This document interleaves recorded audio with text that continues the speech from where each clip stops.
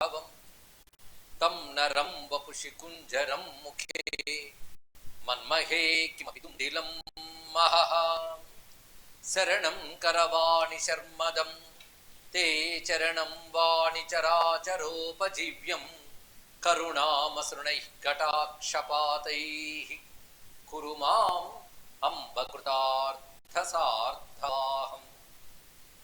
శారదా శారదాంబోజవదనా వదనాంబుజే సర్వదా సర్వదాస్మాకం సన్నిధిః సన్నిధిం క్రియాత్.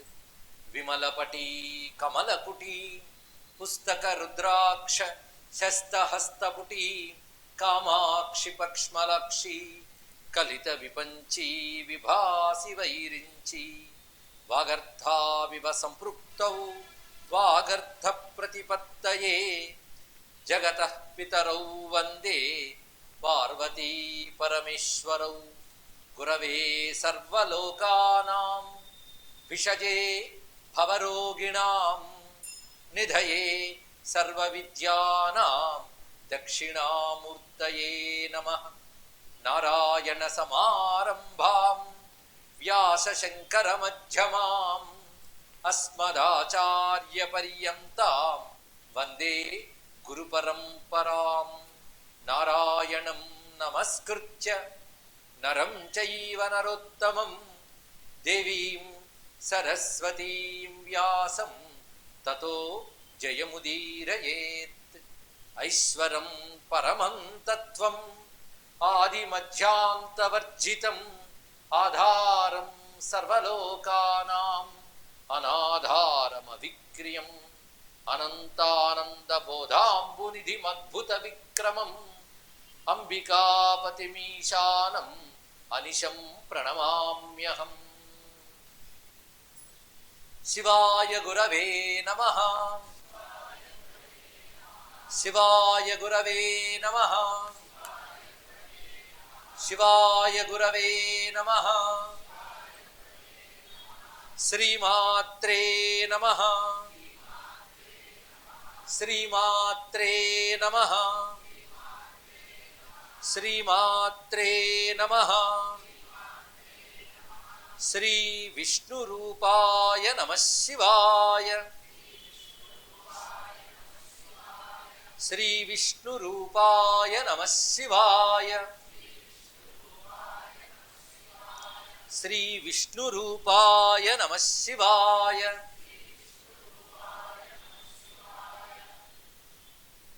శ్రీ శారదా పరమేశ్వర్యై నమః. శ్రీ చంద్రమౌళీశ్వరాయ నమః. శ్రీ జగద్గురుభ్యో నమః. నమో మహద్భ్యో ఋషిభ్యో గురుభ్యో నమః. శారదా స్వరూపమైన సభా సదస్సుకి సవనీయ నమస్సులు సమర్పణ చేసుకుంటూ వ్యాస భగవానుడు స్కాంద పురాణంలో అందించిన సూత సంహితని మనం చెప్పుకుంటున్నాం. ఇది ప్రధానంగా వేదాంత తత్వశాస్త్రాన్ని మనకు అందించడానికై వచ్చిన గ్రంథం. ఇక్కడ ఒక విషయం తెలుసుకోవాల్సింది, మనం అనుకుంటాం వేదములు అన్ని కర్మకాండని చెప్తాయి, వేదాంతం జ్ఞానాన్ని చెప్తుంది, పురాణాలు కథలు కాలక్షేపాలు చెప్తాయి అనుకుంటాం. ఇవి తెలిసి తెలియని తనంతో చేసిన నిర్వచనాలు. కానీ నిజానికి వేదము వేదాంతము పురాణము అన్ని చెప్పదలుచుకున్నది జ్ఞానమే. జ్ఞానం అనగా ఒకటే, స్వరూపము. ఏది సత్యమో దాన్ని తెలియజేస్తుంది. సత్యం ఒకటే, బ్రహ్మము. ఇక్కడ బ్రహ్మము గురించి తెలియజేయడానికై వేదము వేదాంతము పురాణములు అన్ని దానికై ఉద్భవించాయి. అంటే వాటిని పట్టుకున్న మానవుడికి బ్రహ్మం అంటే ఏంటో తెలియాలి. ఎందుకు తెలియాలంటే అది తెలియడం మాత్రమే మోక్ష స్వరూపము, మోక్ష కారణము గనక అది చెప్పడానికే వేదము వేదాంతము పురాణము కూడా ఆవిర్భవించింది. అయితే ఇలా చెప్తే అది దొరికేది కాదు గనక సాధనా క్రమంలో క్రమంగా మనకి పురాణములు కానీ అటు వేదములు కానీ సత్కర్మల్ని బోధిస్తాయి, భక్తిని ప్రబోధిస్తాయి. అదేవిధంగా విశ్వాన్ని నిర్వహించే పరమేశ్వరుడికి సంబంధించిన దేవతా విజ్ఞానాన్ని చూపిస్తాయి, పాపాలను పోగొట్టే సత్కర్మల్ని తెలియజేస్తాయి, అభీష్ట సిద్ధుల్నిచ్చే సాధనల్ని తెలియజేస్తూ క్రమంగా వేదాంత జ్ఞానం ప్రతిపాదిస్తాయి. అంటే క్రమశః అయినా సాక్షాత్తుగా అయినా బ్రహ్మము గురించి చెప్పడమే వేదము యొక్క వేదాంతము యొక్క పురాణము యొక్క ప్రయోజనము. ఆఖరికి ధర్మశాస్త్రాల ప్రయోజనం కూడా అంతే.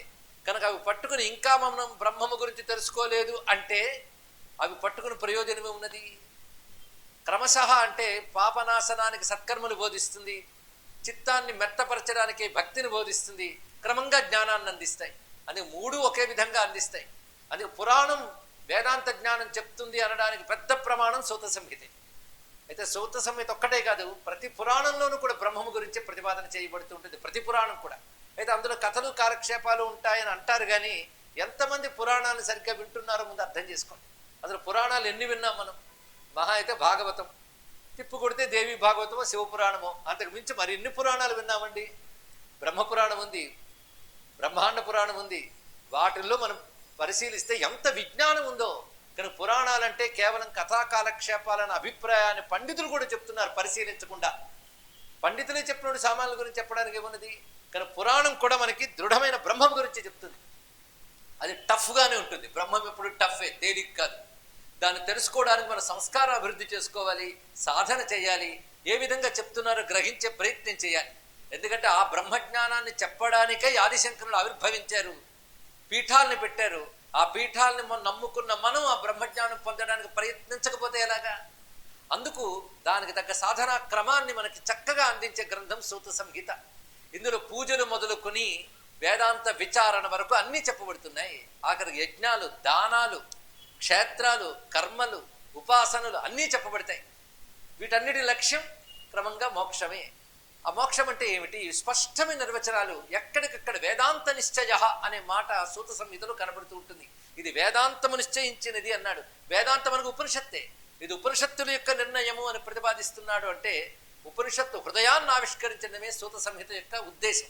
అందుకే శంకర భగవత్పాల్ వారు 18 విధాలుగా 18 పర్యాయాలు దీన్ని పరిశీలించారు. అంటే ఎంత ఉత్కృష్ట గ్రంథం అయి ఉంటుంది. అదేవిధంగా విద్యారణ్య స్వామంతర మహానుభావుడు దీనికి భాష్యం రచించాడు. అంటే దీని యొక్క ప్రాధాన్యం ఎంతో మనకు తెలుస్తుంది. అలాంటి గ్రంథం చెప్పుకునే భాగ్యం, వినే భాగ్యం మనకి లభించింది అంటే జగద్గురువుల కారుణ్యం, శారదాంబ కటాక్షం అని దీని విలువ తెలుసుకోవడం కోసం మరి ఒక్కసారి ఉపోద్ఘాతాన్ని ఇవ్వడం జరిగింది. నిన్నటి రోజున ప్రారంభిస్తూ పరమేశ్వరుని అనుగ్రహం లేనిది జ్ఞానం లేదు గనక ఆ పరమేశ్వరుని ఆరాధించాలి.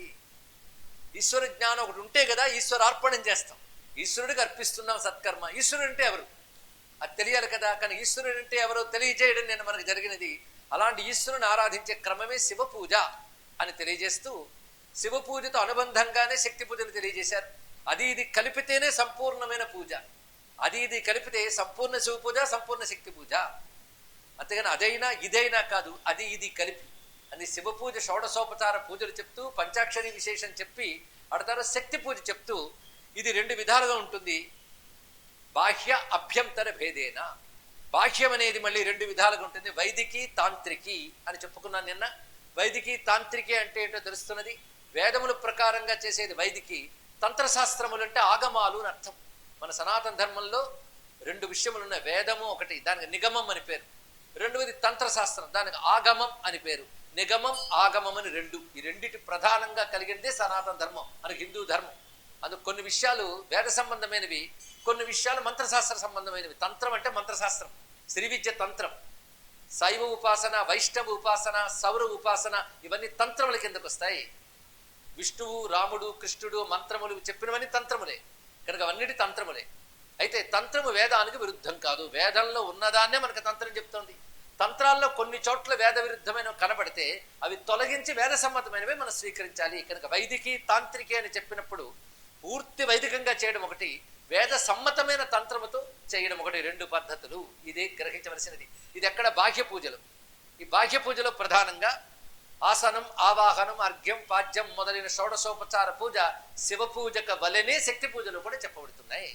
అయితే ప్రధానంగా శక్తి పూజలో మాతృక అత్యంత ప్రధానము.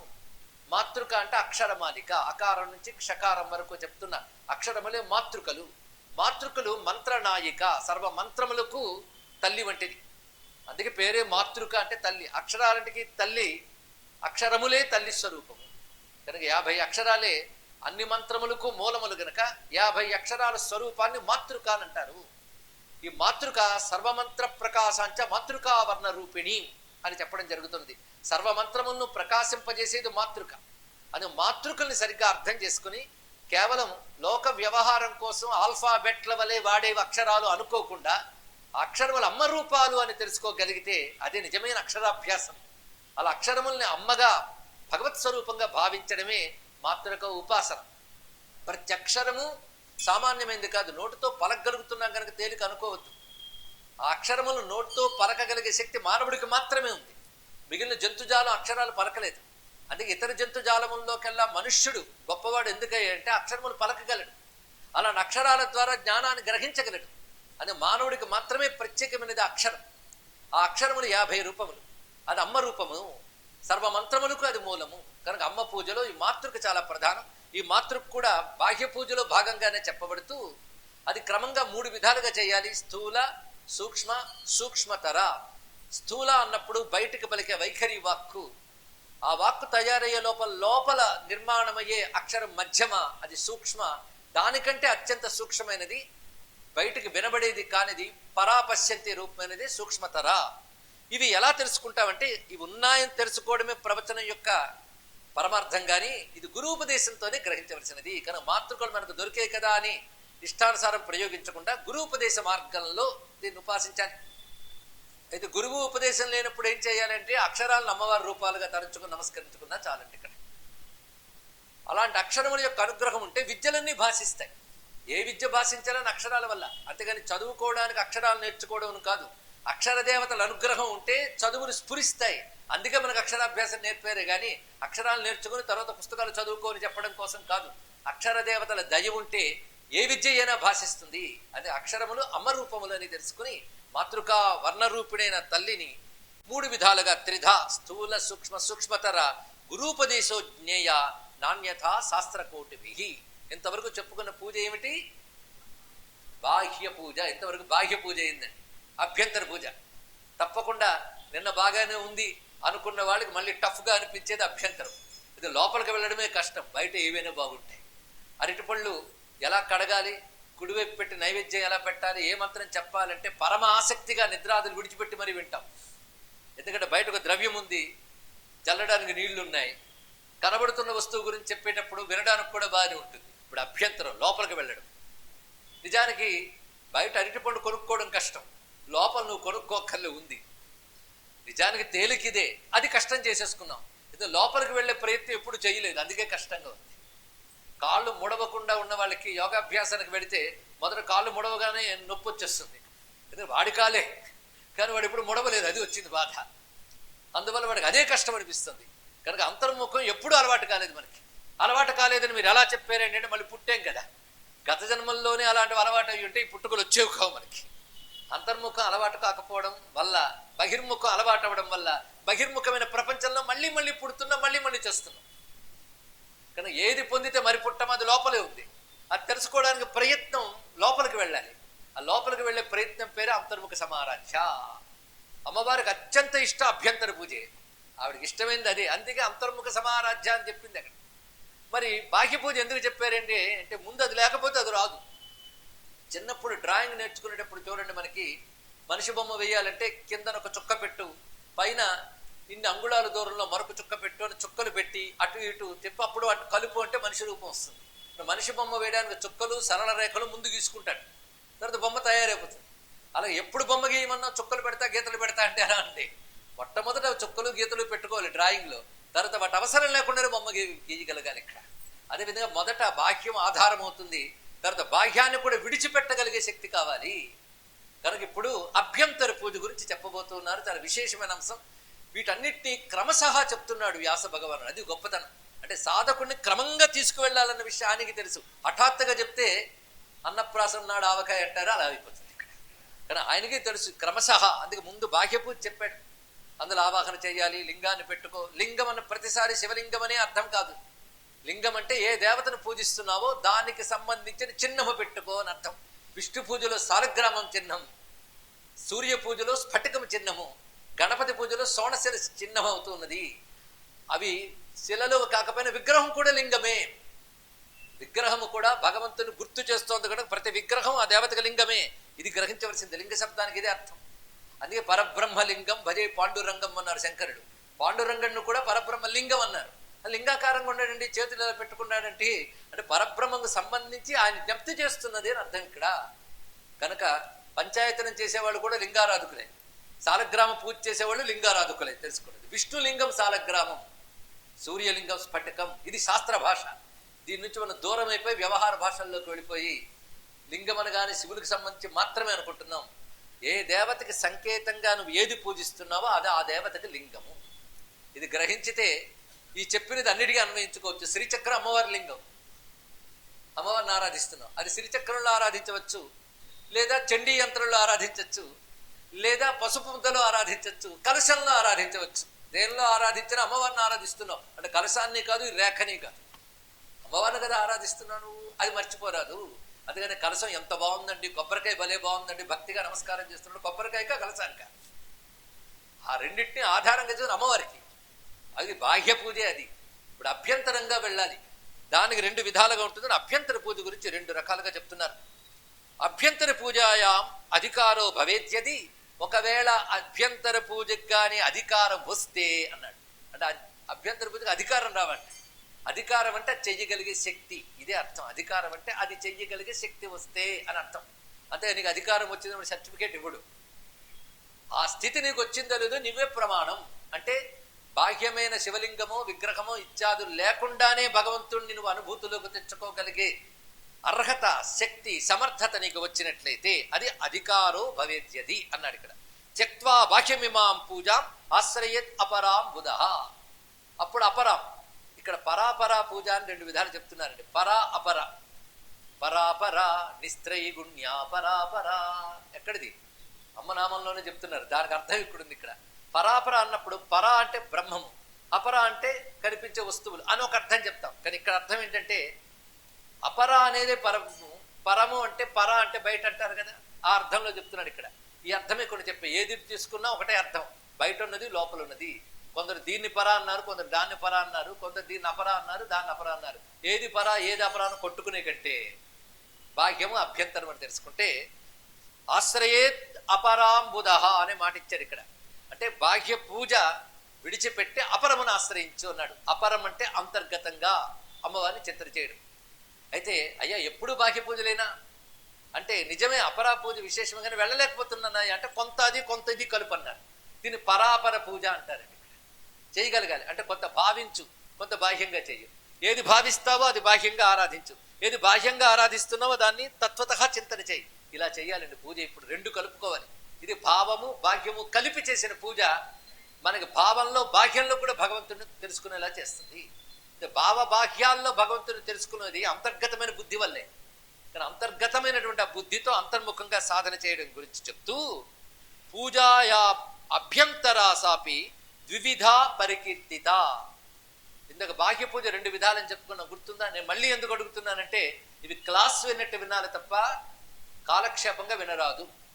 ఈ మధ్య ఏమిటో కొన్ని నెలల నుంచి ఇలాంటి సబ్జెక్టులే వస్తున్నాయి.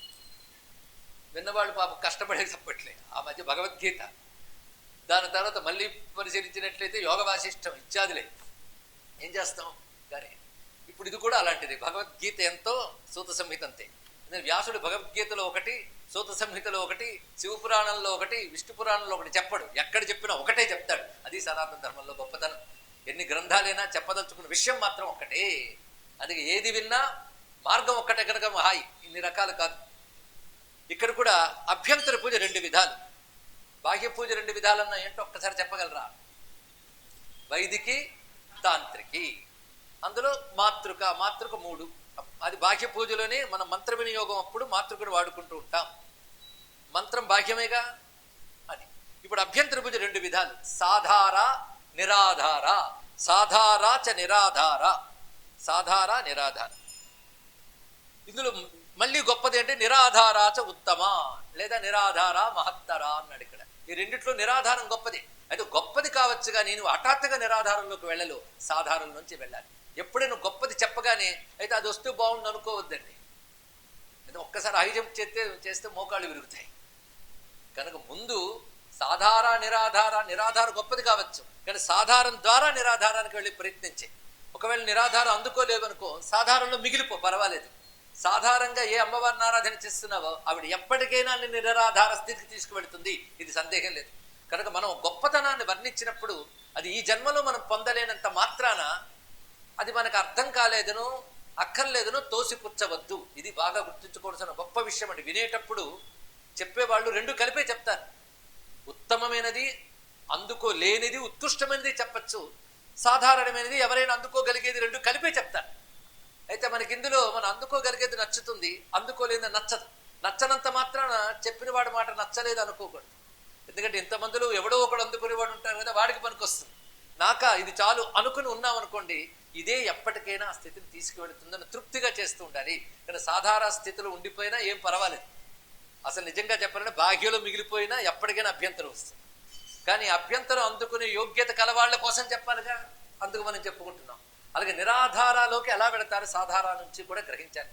ఏదైతే ఇంతవరకు నువ్వు అమ్మవారి రూపమో మంత్రమో భావిస్తున్నావో దానిని మానసికంగా చేస్తే సాధార అంటారు. ఇక్కడ అభ్యంతరంగా చేయాలి. దీనిగా మనం మానసిక పూజా స్తోత్రాలను భగవత్పాల్ వారు రచించారు. ఇందాక నేను వచ్చేటప్పుడు కూడా అది ప్లే అవుతోంది.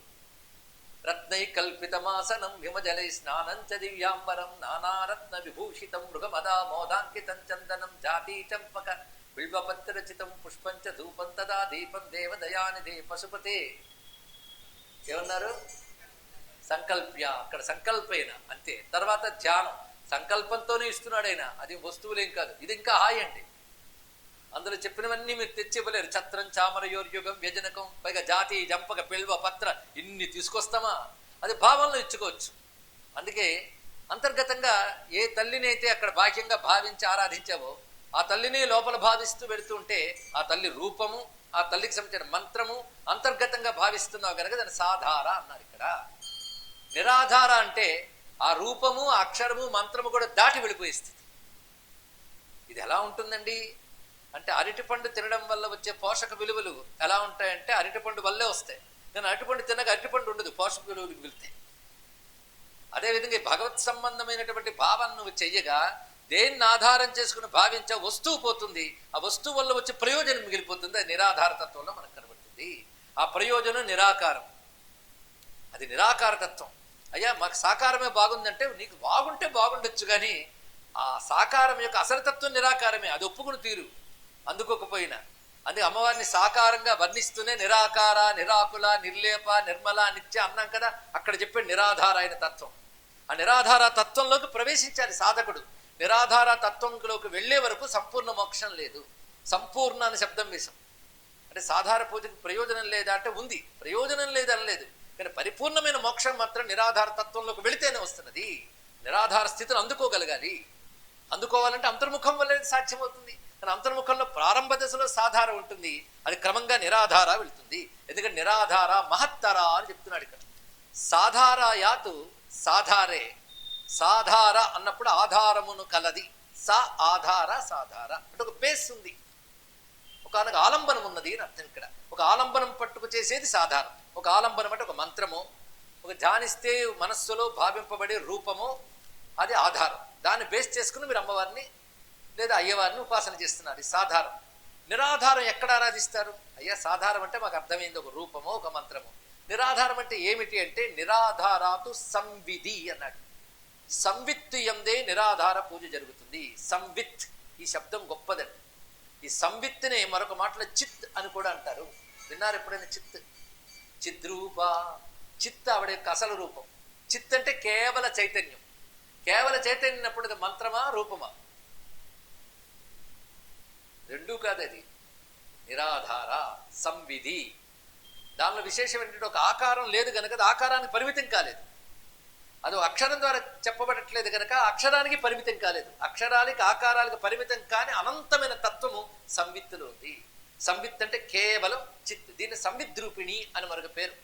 సంవిత్. ఆధారంలో ఏముంటుందంటే ఆధారే వర్ణ సంక్లుప్త విగ్రహే పరమేశ్వరీం ఆరాధయ తతి ప్రీత్య గురునోక్తేన వర్తమన. సాధార ఉపాసనలో అంటే ఇది కూడా అంతర్ముఖ ఉపాసన. అభ్యంతర పూజలో సాధారం చేసేటప్పుడు గురువు చెప్పిన మార్గంలో అమ్మవారిని వర్ణ సంక్లుప్త విగ్రహంగా ఆరాధిస్తారు అన్నాడు. చాలా విశేషమైన మాట. అందుకే బాహ్యంలో ముందు మాతృకులతో వెళ్తూ ఆ అక్షరముల రూపంగా అమ్మవారిని భావిస్తూ నువ్వు ఏ మంత్రం చేస్తున్నావో ఆ మంత్రమే అమ్మవారి యొక్క ఆకారం అని భావించావు. అది ఎలా భావిస్తావు? మంత్రాక్షరములే అమ్మ శరీరావయవాలు. ఎలాగూ అంటే మంత్రంలో ప్రథమ కూటంలో ఉన్నవన్నీ శిరస్సులో ఉన్నాయి. అది మొట్టమొదటి చెప్పబడుతున్నటువంటిది వాగ్భవ కూటైక స్వరూపముఖ పంకజ. రెండవది కంఠాదిక్కటి పర్యంత మధ్యకూట స్వరూపిణి శక్తి కూటైక తాపన్న కక్ష్యదో భాగధారి. అంటే అమ్మ శరీరం అంతా ఇప్పుడు వర్ణ సంక్లుప్త విగ్రహం అయిపోయింది.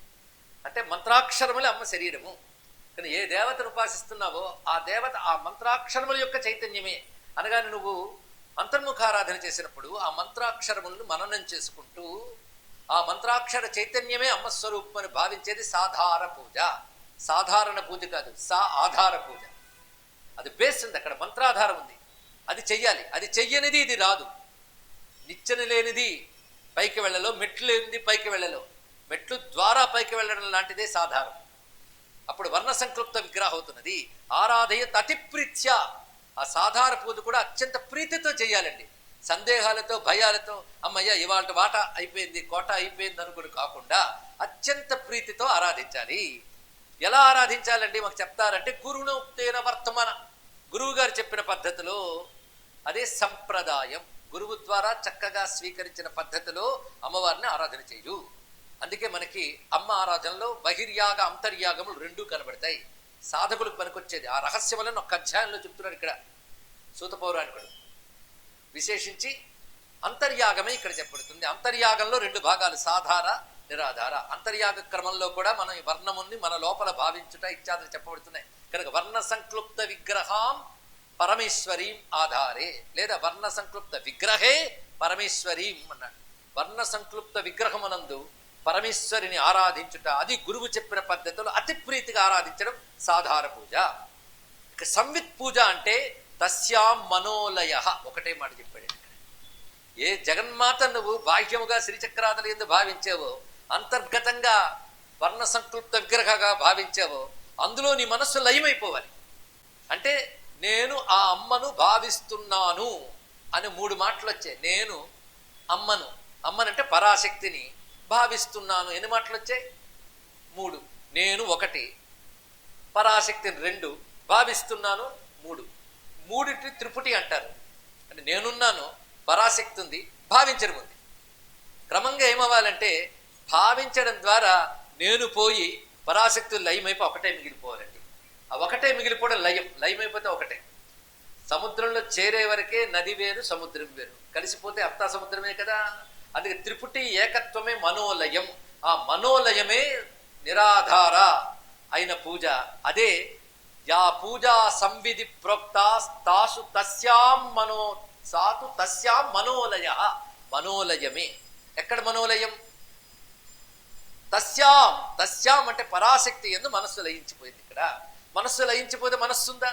భావించేది మనస్సు కదా, భావించే మనస్సు లేదు. మనస్సు లయించిపోయింది, మనస్సు అనేది లేదు, లయమైపోయింది ఇక్కడ. అంటే లేచిన తరంగం మళ్ళీ సముద్రంలో అణగిపోతే అదే లయ. ఒకటే మాట చెప్తున్నాం. తరంగం ఎక్కడ లేచింది? సముద్రంలోనే. లయమైపోయింది ఎక్కడ? లేచినప్పుడే తరంగం సముద్రం అన్నాం, లయమైపోతే సముద్రమే. కనుక నీ భావన అనే లయ, భావనకు కూడా ఆధారమైన ఒక చైతన్యంలో లయమైపోతే అది నిరాధార. అక్కడ మరే ఆధారం అక్కర్లేదు, నిరాధార. అది తస్యాం మనోలయ. అసలు పరాశక్తి స్వరూపం అదే అన్నాడు. సంవిత్ ఏవ పరాశక్తి నేతరా పరమార్థత. ఆ సంవిత్తే అసలు పరాశక్తి, అమ్మవారి యొక్క అసలు స్వరూపం అది. దీన్ని పరమార్థ స్వరూపము అంటారు. అది తెలిసే వరకు ఇవన్నీ అవసరమే. అయితే ఇవే చెప్పుకుంటూ కూర్చున్నాం అనుకోండి, ఇదే అనుకుంటాం. అందుకు చెప్పడం వీటి ద్వారా పొందవలసింది ఏదో అది వీటికి అతీతం. ఇంతవరకు సాధారణములయ్యే. ఇప్పుడు నిరాధారం దగ్గరికి వెళుతున్నాం. నిరాధారవే సంవిత్. సంవిత్ ఏవా. ఈ సంవిత్ సంవిత్ అన్న మాట గుర్తుపెట్టుకున్నా పర్వాలేదండి, ఎప్పటికైనా అర్థం తెలుస్తుంది. సమ్యక్ విత్ సంవిత్ అంటే కేవల చైతన్యం. దీనికి ఉపనిషత్ భాషలో ప్రజ్ఞానం అని పేరు, మరొక భాషలో బ్రహ్మం అని పేరు. ప్రజ్ఞానం బ్రహ్మ అన్నారు కదా. ఏ చైతన్యం ఉండడం వల్ల అన్నీ తెలుసుకోగలుగుతున్నావో అదే సంవిత్. నాకు తెలియలేదండి, అవునా? తెలియలేదన్న విషయం తెలిసింది కదా. తెలియలేదని కూడా దేని వల్ల చెప్పగలుగుతున్నావో అది తెలివి. తెలివంటే నాలెడ్జ్ కాదు, ఇంటెలిజెన్స్ కాదు. తెలివంటే కాన్షియస్నెస్. ఇక్కడ మాటకు అదే అర్థం. అది ప్రజ్ఞానం. అది ఆ ప్రజ్ఞానం ఏదో అది సంవిత్. ఆ సంవిత్ ఒకటి ఉంటేనే నువ్వున్నావు, ఇన్నున్నావు. ఆ సంవిత్ కేవలం అది నీ శరీరంతోనో ఒక రూపంతోనో పట్టి చూస్తే వాటితో కలిసిపోయింది. వీటికి అతీతంగా కేవలం ఆ చైతన్య మాత్రాన్ని చూడటమే సంవిత్ ఏవ అనే మాట చెప్తున్నాడు ఇక్కడ. సంవిదేవ పరాశక్తి నా ఇతరా పరమార్థత. ఏమి వాక్యం అంటే ఒక్కొక్కటి. నా ఇతర పరమార్థత, పరమార్థ దృష్టిలో చూస్తే సంవిత్ తప్ప మరొకటి లేదన్నాడు. ఏ దృష్టిలో? పరమార్థ దృష్టిలో. వ్యవహార దృష్టిలో మంత్రము అమ్మయ్యే, విగ్రహము అమ్మయ్యే, పూజ అమ్మ, గురువుగారు అమ్మవారే, అన్ని అమ్మవారే. ఎప్పుడు వ్యవహార దృష్టి రాగానే అన్ని అమ్మవారిని తెలుసుకో, పరమార్థ దృష్టిలో అన్ని తీసి అమ్మవారిని తెలుసుకో. ఆవిడ కేవలం సంవిదేవ పరమార్థత. అత సంవిధి తాం నిత్యం పూజయేన్ముని సత్తమ. అది మునిసత్తములు ఎల్లవేళలా సంవిత్తి అందే పూజ చేస్తారు. వాళ్ళు ఆ స్థితికి వెళ్ళిపోతారు. సంవిత్ వాళ్ళు పూజించిన శ్రీచక్రం అక్కర్లే, మంత్రం అక్కర్లే, కేవల సమాధి స్థితిలో మాత్రమే సంవిత్తిని పొందగలరు. ఏ స్థితిలో? సమాధి స్థితిలో. సంవిత్ రూప అతిరేకణ యత్కించిత్ ప్రతిభాసతే సహి సంసారాఖ్యాత సర్వేషామాత్మనామపి. సంవిత్ తప్ప మరేది నీకు స్ఫురించినా అది సంసారమే అన్నాడు. ఇది చాలా లోతైన విషయం అండి. ఏదైతే తెలుసుకోవాల్సిన అల్టిమేటో అది చెప్తున్నాడు ఇక్కడ. సంవిత్ తప్ప మరేది స్ఫురించినా సంసారమే. అందుకే నామరూపాలన్నీ సంసారాలే అన్నాడు ఇక్కడ. సచ్చిదానందమే జ్ఞానం, మిగిలిందంతా కూడా నామరూపాలన్నీ సంసారమే. ఇక్కడ సంవిత్ తప్ప మరేది స్ఫురించినా అంటే మళ్ళీ మంత్రం స్ఫురించింది అనుకోండి, అక్షరం వచ్చేసింది, నామం అయిపోయింది. దాని ద్వారా ఒక రూపం స్ఫురించింది అనుకోండి, అది సంసారమే. సంసారం అంటే సృష్టికి సంబంధించిన విషయమే అయిపోయింది. ఇక్కడ సంవిత్ తప్ప మరేది స్ఫురించినా సంసారమే. సంసారం పూర్తిగా ఎప్పుడు పోతోంది? సంవిత్ స్థితికి వెళ్ళాక ఇంక సంసారం లేదు. ఇది పొందడం అంత తేలిక కాదు, కానీ అంత తేలిక కాని స్థితే సంవిత్. అదే పూర్ణ మోక్షం. కనుక సంవిత్ తప్ప ఇంకేదైనా యత్కించిత్ ప్రతిభాసతే సహి సంసార ఆఖ్యాత. అదే సంసారం అని చెప్పబడుతుంది సుమా. అందుకు ఏం చేయాలి తెలుసా? సంసార నాశనం కావాలి అంటే సంవిత్తుని పట్టుకోవాలి. ఒకటే సంవిత్తు సంసారం, ఈ రెండు మాటలు పెట్టుకోండి. సంవిత్తు కానిది, సంవిత్తుని తీసేస్తే సంసారం, సంసారం తీసేస్తే సంవిత్. కానీ సంవిత్తులో నిలబడిపోతే సంసారం లేదు. సంసారం అంటే మళ్ళీ జనన మరణ రూప ప్రవాహము, ఇది సంసారం. సంసారం పోతుందంటే మావిడ పిల్లలు ఏమైపోతారండి అని అనుకోకండి. సంసారం అంటే కాపురాలు చేయడం కాదు, జనన మరణ రూప ప్రవాహమే సంసారము. సంసారం ఎప్పుడు పోతుంది? సంవిత్తుతో లయమయ్యాక సంసారం పోతుంది. అందుకే రమణుల వారు మనోలయమి మోక్షం అని చెప్పడానికి కారణం ఉపనిషద్వాక్య ప్రమాణంతోనే వారు చెప్పారు. అత సంసార నాశాయ. అందుకే సంసారం నశించాలి అంటే సంవిత్తుని పట్టుకో. సంవిత్ ఎవరు? మళ్ళీ మాట్లాడుతున్నాం. సంవిత్ అంటే పరాశక్తి అసలు రూపం. అమ్మ అసలు రంగు అండి ఇది. మిగిలినవన్నీ మనం తరింపజేయడం కోసం పూసుకున్న రంగులు, కానీ ఆవిడ అసలు రంగు ఇది. ఆ అసలు రంగు ఏమిటి? అత సంసారనాశాయ సాక్షిణీ ఆత్మరూపిణి ఆరాధయేత్ పరాశక్తిం ప్రపంచోల్లాసవర్జిత. అద్భుతమైన మాట చెప్పండి ఇక్కడ. ఆవిడ అసలు సంవిత్ సాక్షిణి. సాక్షిణి అంటే ఆవిడ సంవిత్ రూపంగా ఉంటూనే ప్రపంచాన్ని అంతటి గమనిస్తోంది, నడిపిస్తోంది. నడుస్తున్న ప్రపంచ వికారాలు ఆవిడకి అంటట్లేదు. ఎందుకు? కేవలం సంవిత్ కదా. నామరూపాతీతమైన అస్థిభాతి ప్రియం మాత్రమే సంవిత్. అదే పరాం శక్తి. అది సర్వోత్కృష్టమైన పరమేశ్వరుని యొక్క స్వాభావికే అయినటువంటి శక్తి. అది పరాం శక్తి. అది ప్రపంచ ఉల్లాసవర్జితం. అది ప్రపంచపు వికారములు లేనటువంటిది. అది ఆత్మరూపిణి. అదే మనలో ఆత్మగా చెప్పబడుతున్నది. కనుక సంవిత్ అన్నా ఆత్మవన్నా ఒకటే. కనుక ఆత్మజ్ఞానమే సంవిత్ ఉపాసన అంటే అర్థం. ఆత్మగా తెలుసుకున్నప్పుడు మనస్సు ఇంకా లయించిపోయింది కనుక అది సంవిధారాధన. ఇది సాధన క్రమంగా చేయాలి. అయితే అది చెయ్యడం ఎలాగా అంటే చెప్పానుగా, సంవిత్తులో నువ్వు వర్ణ సంక్లుప్త విగ్రహం అంటున్నావు కదా. అందుకే నిరాధారానికి అంటే సంవిద్ ఉపాసనలో నువ్వు పట్టుకోవలసినవి రెండే. సంవిద్వాచక శబ్దం పట్టుకో. సంవిద్వాచక శబ్దం. అంతకుముందు మాతృకులు అన్ని చేసావు, అది అంతర్గతంగా భావించావు సాధారణలో. ఇప్పుడు నిరాధారానికి వెళ్ళేటప్పుడు మొట్టమొదటగా ఈ సంవిద్ ఉపాసన కూడా ఎలా ఉంటుందంటే అది అంచెల వారీగా చెప్తున్నారు. సంవిద్వాచక శబ్దేన సంవిద్రూపాం అనాకుల అర్చయేత్ ఆదరేణైవ శివా మాధవ్ మహామతి పునఃసమస్తముత్సృజ్య స్వపూర్ణాం పరసంవిధం. చాలా రహస్యమైన మాట చెప్పాడు. నువ్వు సంవిత్ ఉపాసన చెయ్యాలనుకుంటున్నావా అని ముందు మనం ప్రశ్న వేసుకోవాలి. చెయ్యాలనుకుంటే సంవిద్వాచక శబ్దములని ఉన్నాయి, వాటిని పట్టం. నిజానికి సంవిత్ శబ్దము కంటే అతీతం. ఇప్పుడు భగవంతుడు మాటలకు అందడు అని మాట విన్నారు మీరు. భగవంతుడు మాటలకు అందడన్న విషయం ఎప్పుడు తెలిసింది? మాటలకు అందడన్న మాట విన్నాకేగా. కనుక మాటలకు అందాడా అందలేదా చెప్పండి. చాలా రహస్యమైన విషయం అండి ఇక్కడ. భగవంతుడు మనస్సుకి మాటకు అతీతుడు. అవునా, మనస్సుకి మాటకు అతీతుడు అంటే ఎలా ఉంటాడబ్బా అన్నారు. అంటే మనసుతో ఆలోచించారు అంటే అందనివాడు. కానీ మనసుకి మాటకు అందరని చెప్పడానికే ఓ మాట కావాలి కదా. నేనే బ్రహ్మము, నేనే బ్రహ్మమును, ఏ మంత్రాలక్కర్లే, అహం బ్రహ్మాస్మి అనుకుంటే చాలంటే అదే అక్షరమే మళ్ళీ. అయితే ఈ అక్షరాలను అనాలా, ఈ మాటని మాట అనాలంటే మాటని మాట కాని మాట అనాలట.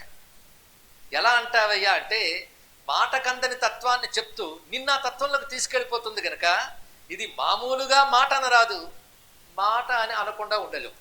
కనుక ఇది మాట అన్నప్పటికీ మాట కాని మాట అండి ఇక్కడ. అలా కొన్ని శబ్దములు ఉంటాయన్నాడు. సంవిద్వాచక శబ్దములు. ఈ సంవిద్వాచక శబ్దాన్ని ఉపాసించే పద్ధతి ఉందండి, అది తెలుసుకోవాలి. ఇది నోటుతో అనేయడం కాదు. ఆ సంవిద్వాచక శబ్దేన సంవిద్రూపాం అనాకుల అర్చయేత్ ఆదరేనైవ. అంటే ఇదంతా అభ్యంతర పూజలోనే. సాధారణ దాటి నిరాధారంలోకి వెళ్ళేటప్పుడు అంటే ఇంకా సూక్ష్మంలోకి వెళ్ళిపోతున్నాం మనం, లేదా అర్థం చేసుకుని ప్రయత్నం చేస్తున్నాం. వెళ్ళిపోతున్నామని నేను అనలేను. కానీ సంవిద్వాచక శబ్దంతో చేయమన్నాడు. సంవిద్వాచక శబ్దం అంటే ఏమిటి అది కూడా తెలియాలి కదా. ఇది రహస్యం అంటే ఇక్కడ బీజాక్షరములు ప్రవేశిస్తాయి. అదే బీజాక్షరాలు సంవిద్వాచక శబ్దములు అవుతాయి. అది నిన్ను ఆ స్థితికి తీసుకెళ్ళడానికి పనికొస్తాయి. ఇప్పుడు రామ అన్నారు అనుకోండి, శివ అన్నారు అనుకోండి, మామూలుగా అక్షరములుగా కనబడుతున్నాయి. ఇవి మహోత్కృష్టములే. వాటిని అర్థ విచారణ చేస్తూ మౌనంలోకి వెళ్ళిపోవచ్చు. వాటి ద్వారా కూడా వెళ్తాం. అంటే దాన్ని సంవిద్వాచక శబ్దంగా మలచుకోవచ్చు. కానీ సంవిద్వాచక శబ్దములుగా ప్రధానంగా చెప్పబడుతున్నది ఒకటి ఉన్నదయ్యా అన్నాడు.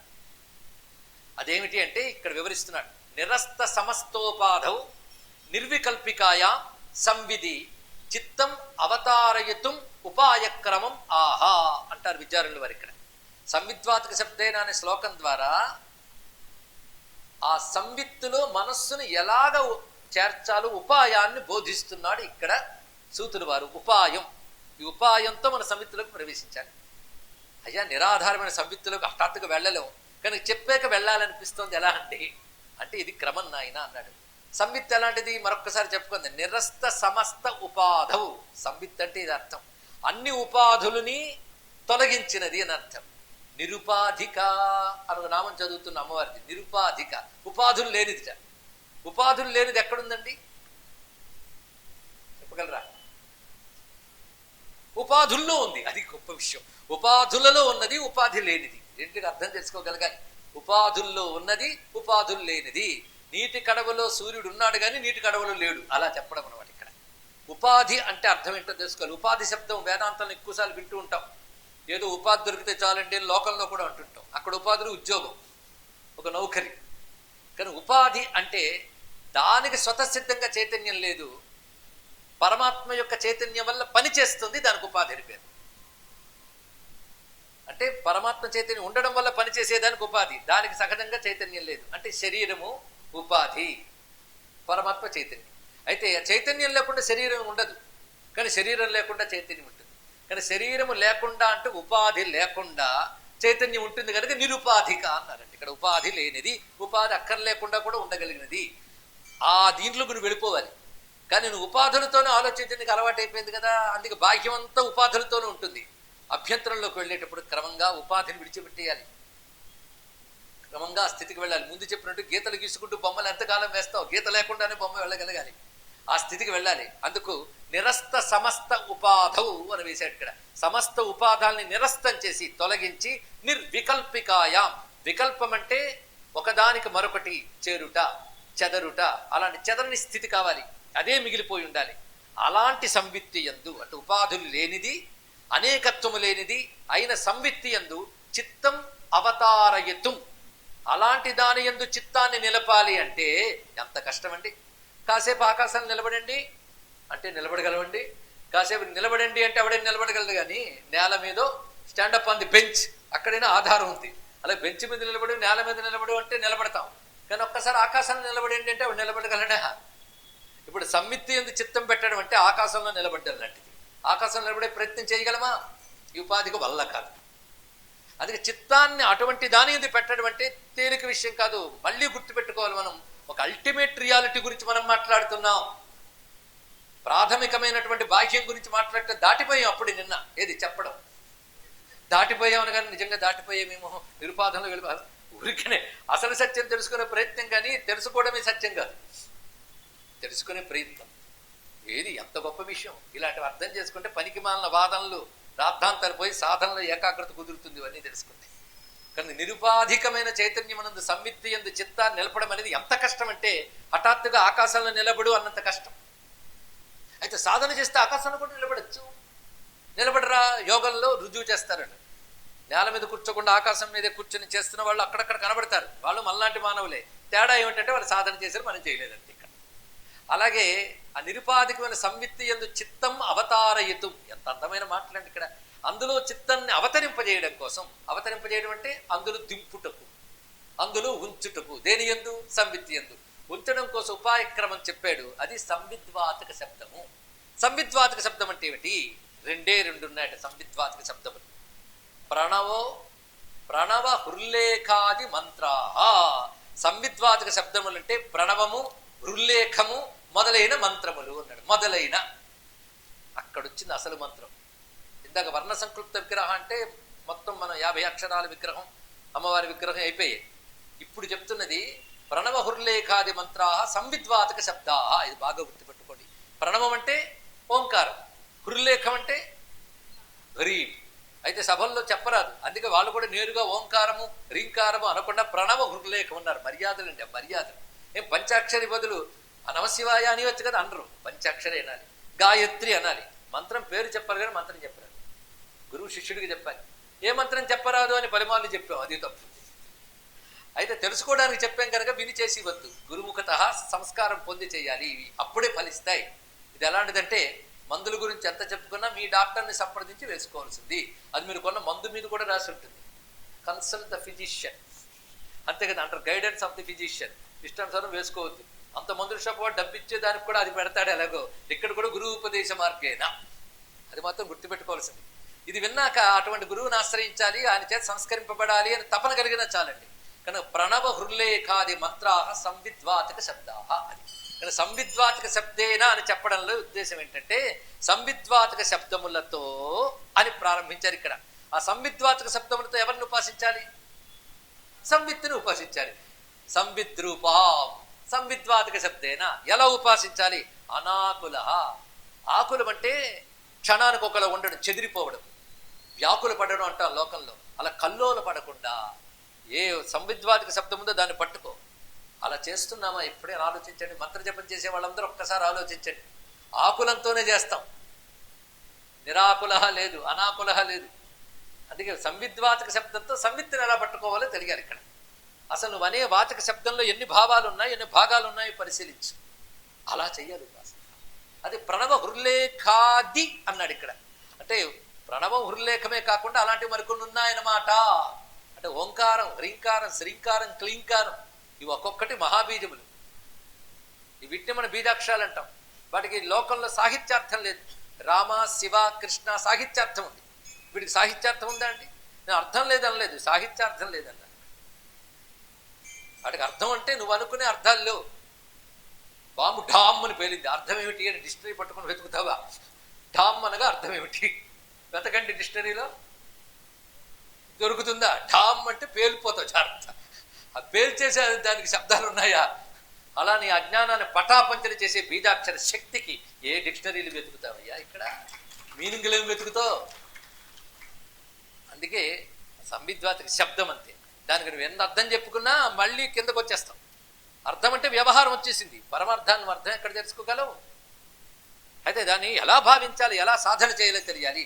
ఎందుకంటే ఒకే మంత్రం ఇద్దరు ఉపాసిస్తూ ఒకడు అంత స్థితికి వెళ్ళిపోతాడు, ఇంకోటి ఇక్కడే ఉన్నాడు అంటే అర్థం తెలియక, తెలిసి చెయ్యక, ఇది తెలుసుకోవాలి. అందుకే ఇంత ఘోష పెట్టుకు చెప్పడం ఎందుకంటే, అలా ఏదో గతానుగతికంగా కుమ్మాలకు పసుపులు రాసుకుంటూ, కుక్కులు పెట్టుకుంటూ, కార్తీకంలో 10 దీపాలు, మాఘమాసంలో 2 దీపాలు, దీనితో మోక్షం పొందుతావు అని వంచన చేయకూడదు. అది తప్పుడు పనులు అని చెప్పం, కానీ అదే మోక్షం అనుకోకుండా ఇదే మోక్షం అని చెప్పడం. ఇక్కడ ఎప్పటికైనా అది పొందు, ఎందుకంటే పొందడానికి పనికొచ్చే మానవ జన్మ ఇది గనక. మళ్ళీ ఇలాంటిది వస్తుందని గ్యారంటీ లేదు, కానీ ఇప్పుడే తెలుసుకునే ప్రయత్నం చేయి. అది అర్థం కాలేదా, దానికంటే వెనక్కున్నది తెలుసుకో, దానికంటే వెనక్కున్నది తెలుసుకో, అక్కడికి వెళ్ళి అక్కడి నుంచి మళ్ళీ మొదలెట్టు. కానీ నువ్వు ఉన్న స్థితి నుంచి వెళ్ళవలసిన స్థితి చెప్తూ ఆ పరిపూర్ణ స్థితి ఎలా వర్ణించాడో చెప్తున్నా. ఇక్కడ ఎవరెస్ట్ ఎక్కితే ఎలా ఉంటుందో చూసిన వాళ్ళు ఎలా వర్ణించారో అది అలాగే చెప్పాలి. అది నువ్వు ఎప్పుడు ఎవరెస్ట్ ఎక్కలేవు కనుక మీ ఊర్లో ఉన్న గుట్ట ఎలా ఉంటుంది, ఎవరెస్ట్ ఎలా ఉంటుంది నేను చెప్పకూడదు.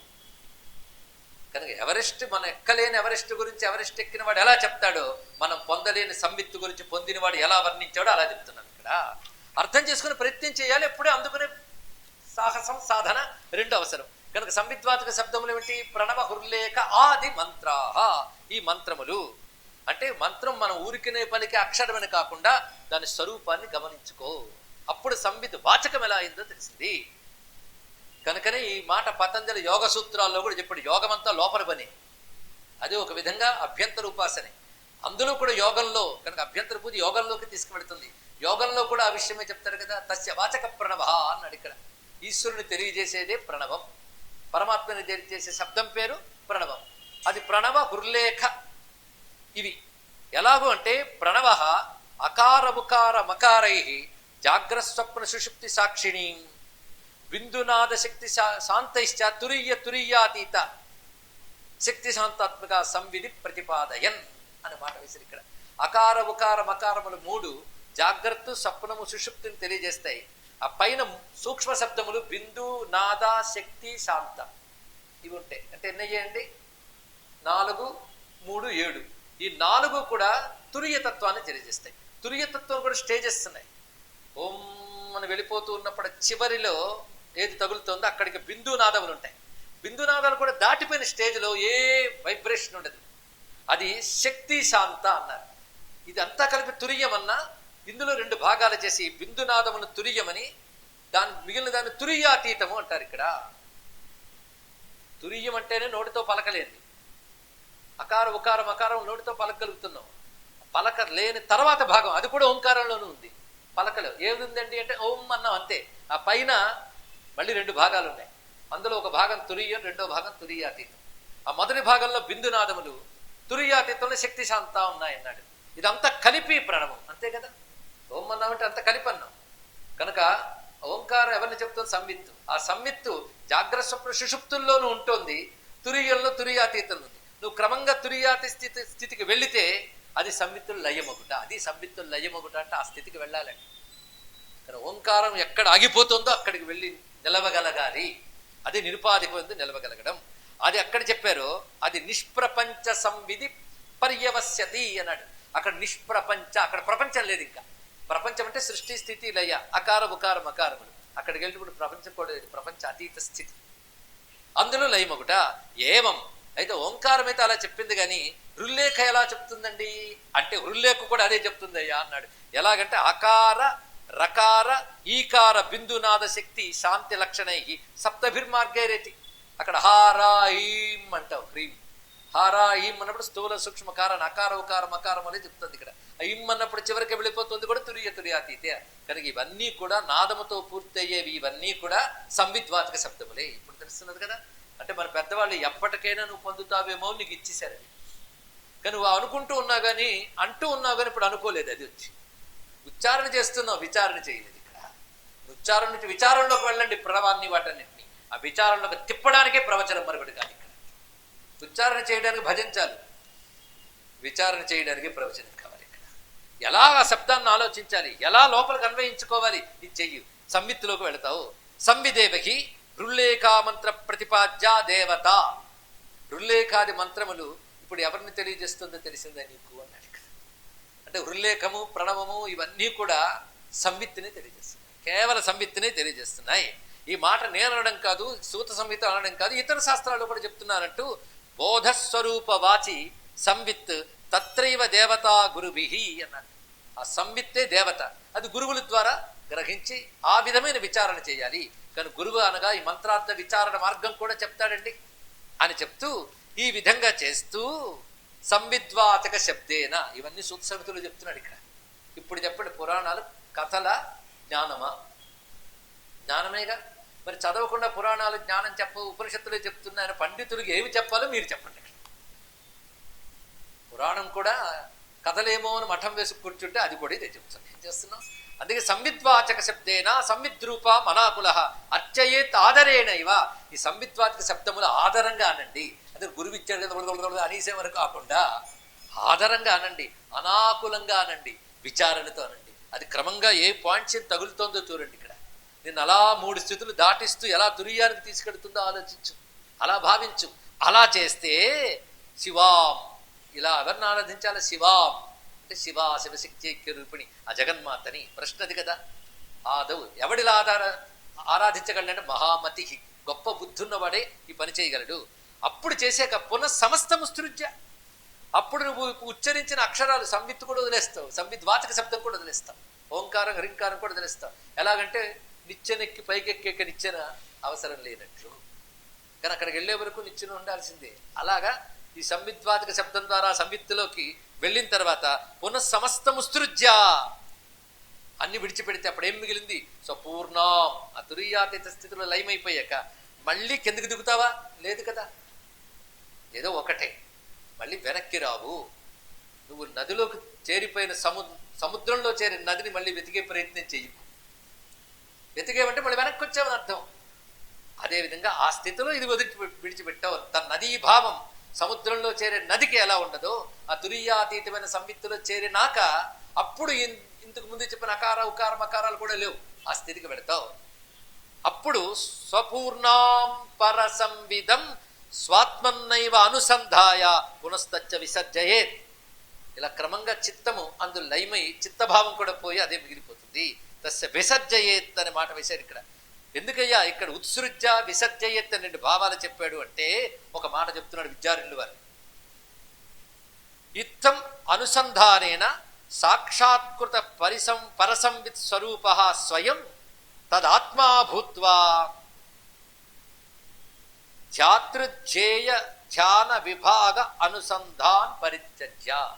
ఇక్కడ మాట వేశారు. ఇక్కడ అంటే ధ్యానం చేస్తున్నాను, ఇప్పుడు ప్రణవం అకార ఉకార మకారములు అవి తురీయంలోకి వెళుతున్నాయి అనేటప్పుడు నువ్వు దాని ద్వారా ధ్యానం చేస్తున్నాననేటువంటి ధ్యాతభావం ఉంది, ధ్యానభావం ఉంది, ధ్యేయమైన సంవిత్ ఉంది. ఇప్పుడు 3 లేవు, ఒకటి. త్రిపుటి ధ్యాన ధ్యాతృధ్యేయ రూప ఒకటైపోయిన స్థితి ఏది ఉందో అది సంవిత్ స్థితి. అక్కడికి నువ్వు చేరిపోయిన తర్వాత సాక్షాత్కృత పరసంవిత్ స్వరూప, పరసంవిత్ స్వరూపముని సాక్షాత్కారమైంది. ఇదండి సాక్షాత్కారం అంటే. సాక్షాత్కారం అనగానే డిజిటల్ ఎఫెక్ట్తో పెద్ద సౌండ్ పెద్ద మెరుపు కాదు. నీ ఎదురుగా పెద్ద సౌండ్ పెద్ద మెరుపు వచ్చిందంటే అది సాక్షాత్కారం కాదండి. సాక్షాత్కారం అంటే అనుభవం. ఇది ఎప్పుడు తెలుసుకోండి. ఇక్కడ ఏం సాక్షాత్కరించింది ఏంటంటే మళ్ళీ చూసి నువ్వున్నావు, చూడబడే అది ఉంది, మళ్ళీ 3 ఉండకూడదు. దానిగా మిగిలిపోవడమే సాక్షాత్కారం. ఆత్మ సాక్షాత్కారం అంటే ఆత్మను అనుభవానికి తెచ్చుకోవడమే. కానీ కళ్ళు మూసుకున్నానండి ఒక లైట్ కనబడిందండి, ఏమంటారు? ఆత్మసాక్షాత్కారం. లైట్ కదా కనబడింది, ఆరిపోతుంది లైట్ తప్ప. ఆత్మసాక్షాత్కారం ఎలా అవుతుంది? అది నువ్వు అయిపోవడమే, ఇంకోటి లేదు ఇక్కడ. మళ్ళీ చూశాననేవాడు చెప్పడానికి మిగలకూడదు. అది అందుకే సాక్షాత్కృత పరసంవిత్ స్వరూప స్వయం తదాత్మా భూత్వా. ఎంత రమ్యమైన మాట వేశాడు, తదాత్మా భూత్వా. అందుకే విద్యారణుల వారి మాట అంత అందంగా ఉన్నది. మళ్ళీ శంకరుల భజనలా తదాత్మా భూత్వా, అది నువ్వైపోయాక ఇక ధ్యాన ధ్యాతృధ్యేయ విభాగ అనుసంధానమపి పరిత్యజేత్యర్థ. ధ్యాన ధ్యాతృధ్యేయ విభాగం కూడా వదిలేయాలి. ఆ పరిత్యజేత్ అనే మాటకు అర్థం ఇది. ఈ దేని గురించి మాట్లాడుతున్నారు? సిద్ధి గురించి మాట్లాడుతున్నాడు. అల్టిమేట్ కొన, దాని గురించి. ఆ స్థితిలో ఇలా ఉంటుంది. స్వాత్మన్నైవ అనుసంధాయ పునస్తచ్చ విసర్జయేత్ స్వానుభూత్యా స్వయం సాక్షాత్ స్వాత్మభూతాం మహేశ్వరీం. అంతవరకు అమ్మవారు ఎంత గొప్పవిడ మణిద్వీపంలో ఉంటుంది. ఇవన్నీ అయితే బాహ్యంగా చేయి, మనసులో చేయి. అది బాహ్యం సాధారణమైపోయింది. నిరాధారణం లేక వెళ్ళాక స్వాత్మభూత మహేశ్వరీం, నీ ఆత్మగా ఉన్న అమ్మవారిని ఆత్మగా అయిపోయి స్వానుభూత్యా, నీ అనుభూతిగా స్వయం సాక్షాత్, స్వయంగా సాక్షాత్కరించుకుంటావు. ఆ స్థితిలో ఉండిపోవడమే సంవిత్. అది అభ్యంతర పూజలో మహత్తరమైన స్థితి. ఆ సంవిత్ పూజకు మొదట సంవిద్వాచక శబ్దముల సహాయం తీసుకో. ఇక్కడ సంవిద్వాచక శబ్దము ఇటు నువ్వు బాహ్య పూజలో అంటున్నా, అభ్యంతర పూజలో సాధారణంగా చేసిన క్రమంగా దాన్ని నిరాధారంలోకి ఎలా మార్చాలో చెప్తున్నాడు దాని విచారణతో. విచారణ సమిత్ పూజలోకి తీసుకువెళ్తుంది, ఉచ్చారణ ఇంకా కిందనే ఉంచుతుంది. కానీ ఉచ్చారణ లోపల విచారించుకుంటూ వెళ్ళిపో, అది తెలుసుకోవాల్సింది. పండిస్తే ఒడుచుకు తినడం తెలియాలి. ఏమిటండి కమలా పండిత గట్టిగా ఉంది అంటే నీకు ఒలుచుకోవడం చేతనవ్వాలి కదా. కనుక సమిత్ పూజలో ఒక్కొక్కటి ఒలుచు, దానిలో ఉన్నది గ్రహించు, ఆ రసాన్ని పట్టుకో. కనుక ఆధారంగా తొన దొరికింది, పండు దొరికింది, రసం నిరాధారం, అందులో మిగిలిపో, అది చూపిస్తున్నాడు. అందుకే పూజయేది ఆదరేణైవ పూజా సా పురుషార్థదా, ఆ పూజయే పురుషార్థం ఇస్తుంది అన్నాడు. పురుషార్థం ఇస్తుంది. ఏ పురుషార్థం? సందేహం లేదు, నాలుగవదే. అదే ముముక్షువులకి పురుషార్థం అంటే ఒక్కటే, మన బోటుగాలికి పురుషార్థాలు 4, చివరిది అక్కర్లేదు కానీ అంటా ఊరికే. మిగిలిన మూడు కూడా డౌటే, మధ్యలో 2. ధర్మం ఎవడికి కావాలండి? మధ్యలో 2. కానీ ముముక్షువుని మాత్రం పురుషార్థం అని అడిగితే మోక్షమే. ఇక్కడ సబ్జెక్ట్ దాని గురించేగా. కానీ మోక్షం ఎలాగా అనే ప్రశ్న మీద కదా ఇదంతా తేలుతోంది.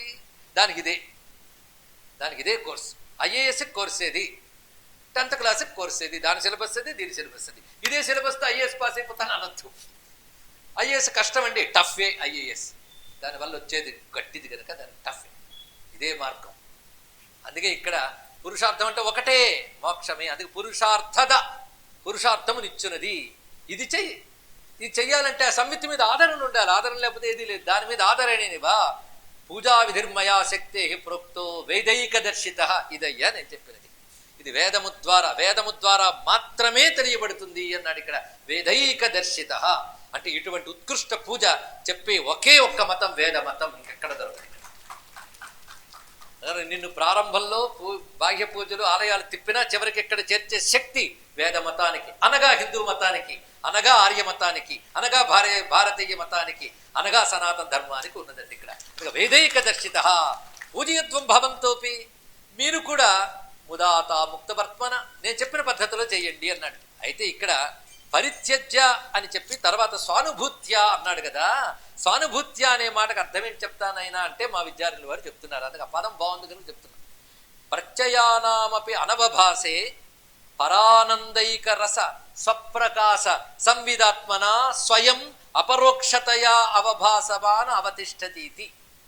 ఇక్కడ దాకా రావడం వెనక రెగ్యులర్గా ప్రవచనాలు, ముఖ్యంగా ఈ జీవుడు చెప్పిన వినడం అలవాటైన వాళ్ళు ఇదివరకు అపరోక్షానుభూతి చెప్పుకున్నాం, దక్షిణామూర్తి స్తోత్రం చెప్పుకున్నాం, వాడి ఆంతర్యాలు చెప్పుకున్నాం కనుక సులభం అనుకుంటున్నాం. అవన్నీ తెలియకుండా హఠాత్తుగా ఇక్కడ కూర్చుంటే ఏమో కానీ అక్కడ అపరోక్ష శబ్దం చెప్పాంగా. అపరోక్షానుభూతి అది ఎవరు రాశారు? ఆదిశంకరుల వారే. ఇక్కడ శబ్దం ఉన్నది పరానందైక రస. ఆ స్థితి ఎలా ఉంటుందో తెలుసా? వినడానికి ఎంత బాగుందో చూడండి. సంవిత్ పరానంద ఏకరస, సర్వోత్కృష్టమైన ఆనందం మాత్రమే, ఇంకోటి లేదు. ఏకరస స్వప్రకాశ సంవిదాత్మన స్వయం అపరోక్షతయా. అపరోక్షము అని మాట వేశాడు. అపరోక్షం అంటే ఏంటండి? పరోక్షము కానిది. పరోక్షం అంటే ఎక్కడో లేదు ఇక్కడే ఉంది, ఎక్కడో లేదు ఎక్కడో ఉంటే పరోక్షం, ఎక్కడో లేదు ఇక్కడో ఉంది అంటే అపరోక్షం.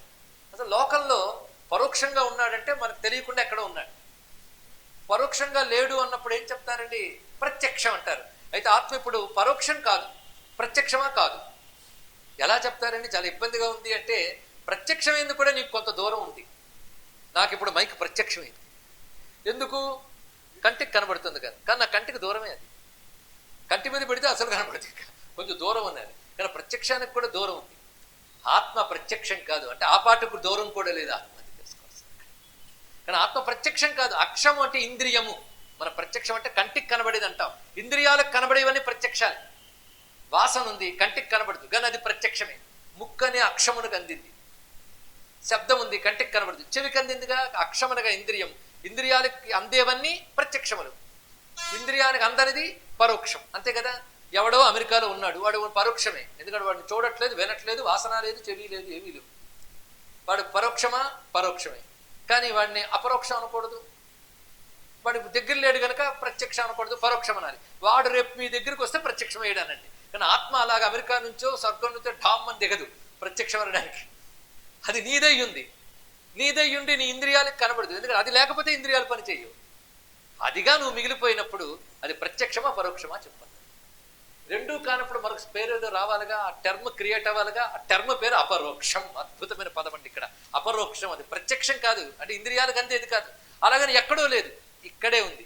ఎలా ఉందంటే ఇదై ఉంది, నువ్వై ఉన్నావు. అది అపరోక్షతయా అవభాసమాన అవతిష్టతి, అలా మిగిలిపోవడమే. అది స్వానుభూత్య అనే మాటకి ఇది అర్థము అన్నారు ఇక్కడ.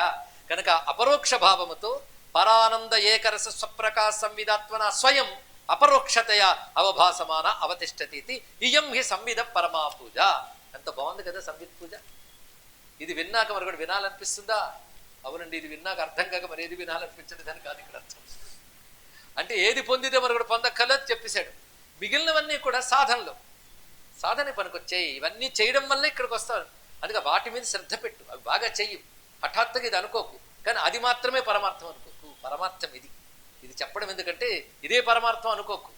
కానీ ఇవన్నీ చేశాను కనుక మోక్షం గ్యారంటీ అనుకోకనైనా. మోక్షం గ్యారంటీవే, కానీ వెంటనే రాదు. దాని ద్వారా క్రమంగా నువ్వు సంవిత్తులోకి వెళ్ళగలిగే మానసిక పక్వత ఏర్పడుతుంది, సంసిద్ధత ఏర్పడుతుంది, ఏకాగ్రత ఏర్పడుతుంది. అప్పుడు దానిలోకి వెళ్ళగలవు. కానీ వాడు నిరసించలేదు. అదే పూర్ణం అనుకోకు అన్నాడు ఇక్కడ. ఇది ఇందులో ఉన్న పద్ధతి. ఎవడికో 3వ క్లాస్ పాస్ అయ్యాడని వాళ్ళ నాన్న పార్టీ ఇచ్చాడు ఊళ్ళో అందరినీ పిలిచి. ఆ పిల్లాడి దగ్గరకు అందరూ కంగ్రాట్స్ కంగ్రాట్స్ చెప్తున్నాడు. కానుకలు దొంతు ఇంత పెరిగిపోయింది.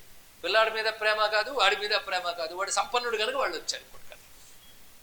అయితే పిల్లాడికి నాన్న ఇంత ఫంక్షన్ చేశాడు కనుక నా చదువు అయిపోయింది అనుకోకూడదు. వాడు ఇక్కడ ఇంకా బోల్డ్ చదువుకోవాల్సింది కనుక మనం పూజాధికారులు భాగ్యములు చేసినప్పుడు కొన్ని వస్తాయి, కానీ అది పరిపూర్ణం అనుకోకూడదు. అసలేదో చెప్పాలి. అదే సంవిత్ పూజ గురించి చెప్పడం ఇక్కడ. ఇలాంటి సంవిత్ గురించి తెలియజేసాక పరవశించిపోయారు మహానుభావులైనటువంటి నైమిషీయులైన మహర్షులు. సూత పౌరాణులకి సాష్టాంగ నమస్కారం చేశారు. అసలు ఇది అయ్యా అంటే ఇది ఎక్కడి నుంచి ప్రారంభించి ఎక్కడికి తీసుకెళ్ళాడు ఒక్కసారి ఆలోచించండి. ఇదంతా పూజా అధ్యాయం. 2 అధ్యాయాలైన 2 పూజే. అంటే పూజ గురించి పూర్ణ జ్ఞానం ఇచ్చాడు అర్థం ఇక్కడ. పూజకి ప్రారంభ దశ నుంచి పూర్ణ దశ వరకు ఉన్న భూమికలన్నీ తీసుకెళ్లి పూర్ణ దశలు పెట్టాడు. కానీ పూజను అనవసరం అనవద్దు. పూజ ప్రారంభ దశ మొదలు పెట్టాడు, పూర్ణ దశ వరకు తీసుకెళ్ళాడు ఇక్కడ. ఆ పూజ యొక్క పూర్ణ దశ వేదాంతం యొక్క విచారణ యొక్క పూర్ణ దశయే. 2 ఒకే దగ్గరికి తీసుకెళ్తున్నాయి. అది దీనిలో ఉన్నట్టు విశేషం. అదే పూజల్ని నిరసించవద్దు, దాని పూర్ణత్వంలోకి ఎలా వెళ్ళాలో చెప్పాను. అదే నీ ఎదురుగా లింగం పెట్టుకో, దాని యొక్క ఆవాహన చెయ్యు అన్నప్పుడు ఎంత ఆదరణ కలిగిందో అది అలా లాక్కు వెళ్ళిపోయి శక్తి పూజ అని విషపెట్టి, శక్తి పూజ అంటే శివ పూజ చెప్తున్నారు కానీ అది చెప్పండి అని అడగడం కాదయ్యా, ఇది లేనిది అది పూర్ణం కాదని చెప్తున్నారు విను అంటూ అందులో మళ్ళీ బాహ్య అభ్యంతర 2 భాగాలు చేసి, బాహ్యంలో వైదికి తాంత్రికే అని చెప్పి, ఆ మధ్యలో మనకి అంతరానికి తీసుకెళ్లడానికి పనికొచ్చే మాతృకా వర్ణముల గురించి చెప్పి, తద్వారా సంవిద్వాదిక శబ్దములు విచారణ చేస్తూ తురియాతీత్వమైన సంవిత్ ఎందు నిలిచిపో. సంవిత్ అనగా ఇది. దాని యందు మనస్సు లయం చేస్తే అది పరిపూర్ణ స్థితి సుమా. మహాత్ములు దీన్ని పొందుతారు. పొందవలసిన ఇదే. ఇదే అసలు శివస్వరూపం, ఇదే అసలు పరాశక్తి స్వరూపము, ఇదే అసలు పరమాత్మ యొక్క స్వరూపము. మీరు దీనికి శివ పేరు పెట్టుకున్నా, శక్తి పేరు పెట్టుకున్నా, విష్ణు పేరు పెట్టుకున్నా, కృష్ణ పేరు పెట్టుకున్నా, ఇది అసలు వారి యొక్క స్వరూపము. ఎందుకంటే ఎప్పుడు పరమాత్మ ఒక్కడుంటా కానీ ఇద్దరు ఉండరు. మరి ఒక్కడంటే ఎలా ఉంటాడు, ఇలా ఉంటాడు. అదే బాహ్యంలో అనేకం ఉంటాయి, సంవిత్తులు ఏకమే ఉంటుంది. అనేకం ద్వారా ఏకత్వంలోకి ప్రయాణం. అందుకే ఈ విషయాన్ని ప్రతిపాదన చేస్తూ తర్వాత ఒక అద్భుతమైన కథ చెప్తాను విను అన్నాడు. ఆ కథ ఎందుకు వచ్చింది అంటే, నైమిషీయులు అడిగారు, చాలా బాగుందయ్యా సంవిత్తు గురించి. ఈ స్థితికి వెళ్ళడానికి శాస్త్రం వైపు వెళితే ఎన్నో మార్గములు, దేనికది ఉత్కృష్టమని చెప్తున్నారు. కొందరు అంటారు జ్ఞానాదేవ కైవల్యం అని, జ్ఞానం చాలా గొప్పది అని చెప్పారు. ఇంకొందరు అంటారు దానం లేకుండా ఏం చేస్తావయ్యా, దానమే చాలా ప్రధానం అంటారు. కలియుగంలో దానంతోనే మోక్షం పొందవచ్చుని మాట ఉంది, విన్నారో లేదో. కలియుగంలో దానంతోనే మోక్షం పొందొచ్చు. ఆ మాటకు వస్తే త్యాగేనైకి అమృతత్వ మానసం అంటే త్యాగం చేయడం అని అర్థం కదా. త్యాగం అంటే ఇప్పుడు దానం చేయడమేగా. అందుకు ఒక ఆయన చెప్పాడు, పుట్టిన దగ్గర నుంచి నేను ఎన్ని దానాలు చేశానో ఇందులో ఉందండి, అవన్నీ గుర్తుపెట్టుకున్నాను అన్నాడు. అంటే వాడు ఏది త్యాగం చేయలే, అన్నీ నేను ఇచ్చాను గుర్తుపెట్టుకుంటే ఏం త్యాగం అంటే ఇక్కడ. తుభ్యమహం సంప్రదే తర్వాత నమమానడం నేర్చుకోగలగాలి ఇక్కడ. కానీ త్యాగైనకే అమృతత్వ మానసం అంటే దానాలు చేస్తే అమృతత్వం పొందవచ్చు అని అర్థం చెప్పాడు ఒక ఆయన. కాదని ఎలా అంటాం? కానీ దానాల గురించి చాలా శాస్త్రాలు ఉన్నాయి. దానాలు ఎన్ని రకాల స్థితుల్ని ఇస్తాయో. కానీ దానం కలియుగంలో అన్ని సాధనల్లోనే గొప్ప దానమేనా నాయన అన్నాడు ఇక్కడ. దానం. అందుకే దానం వల్ల అహం మమ వదిలిపోతాయి.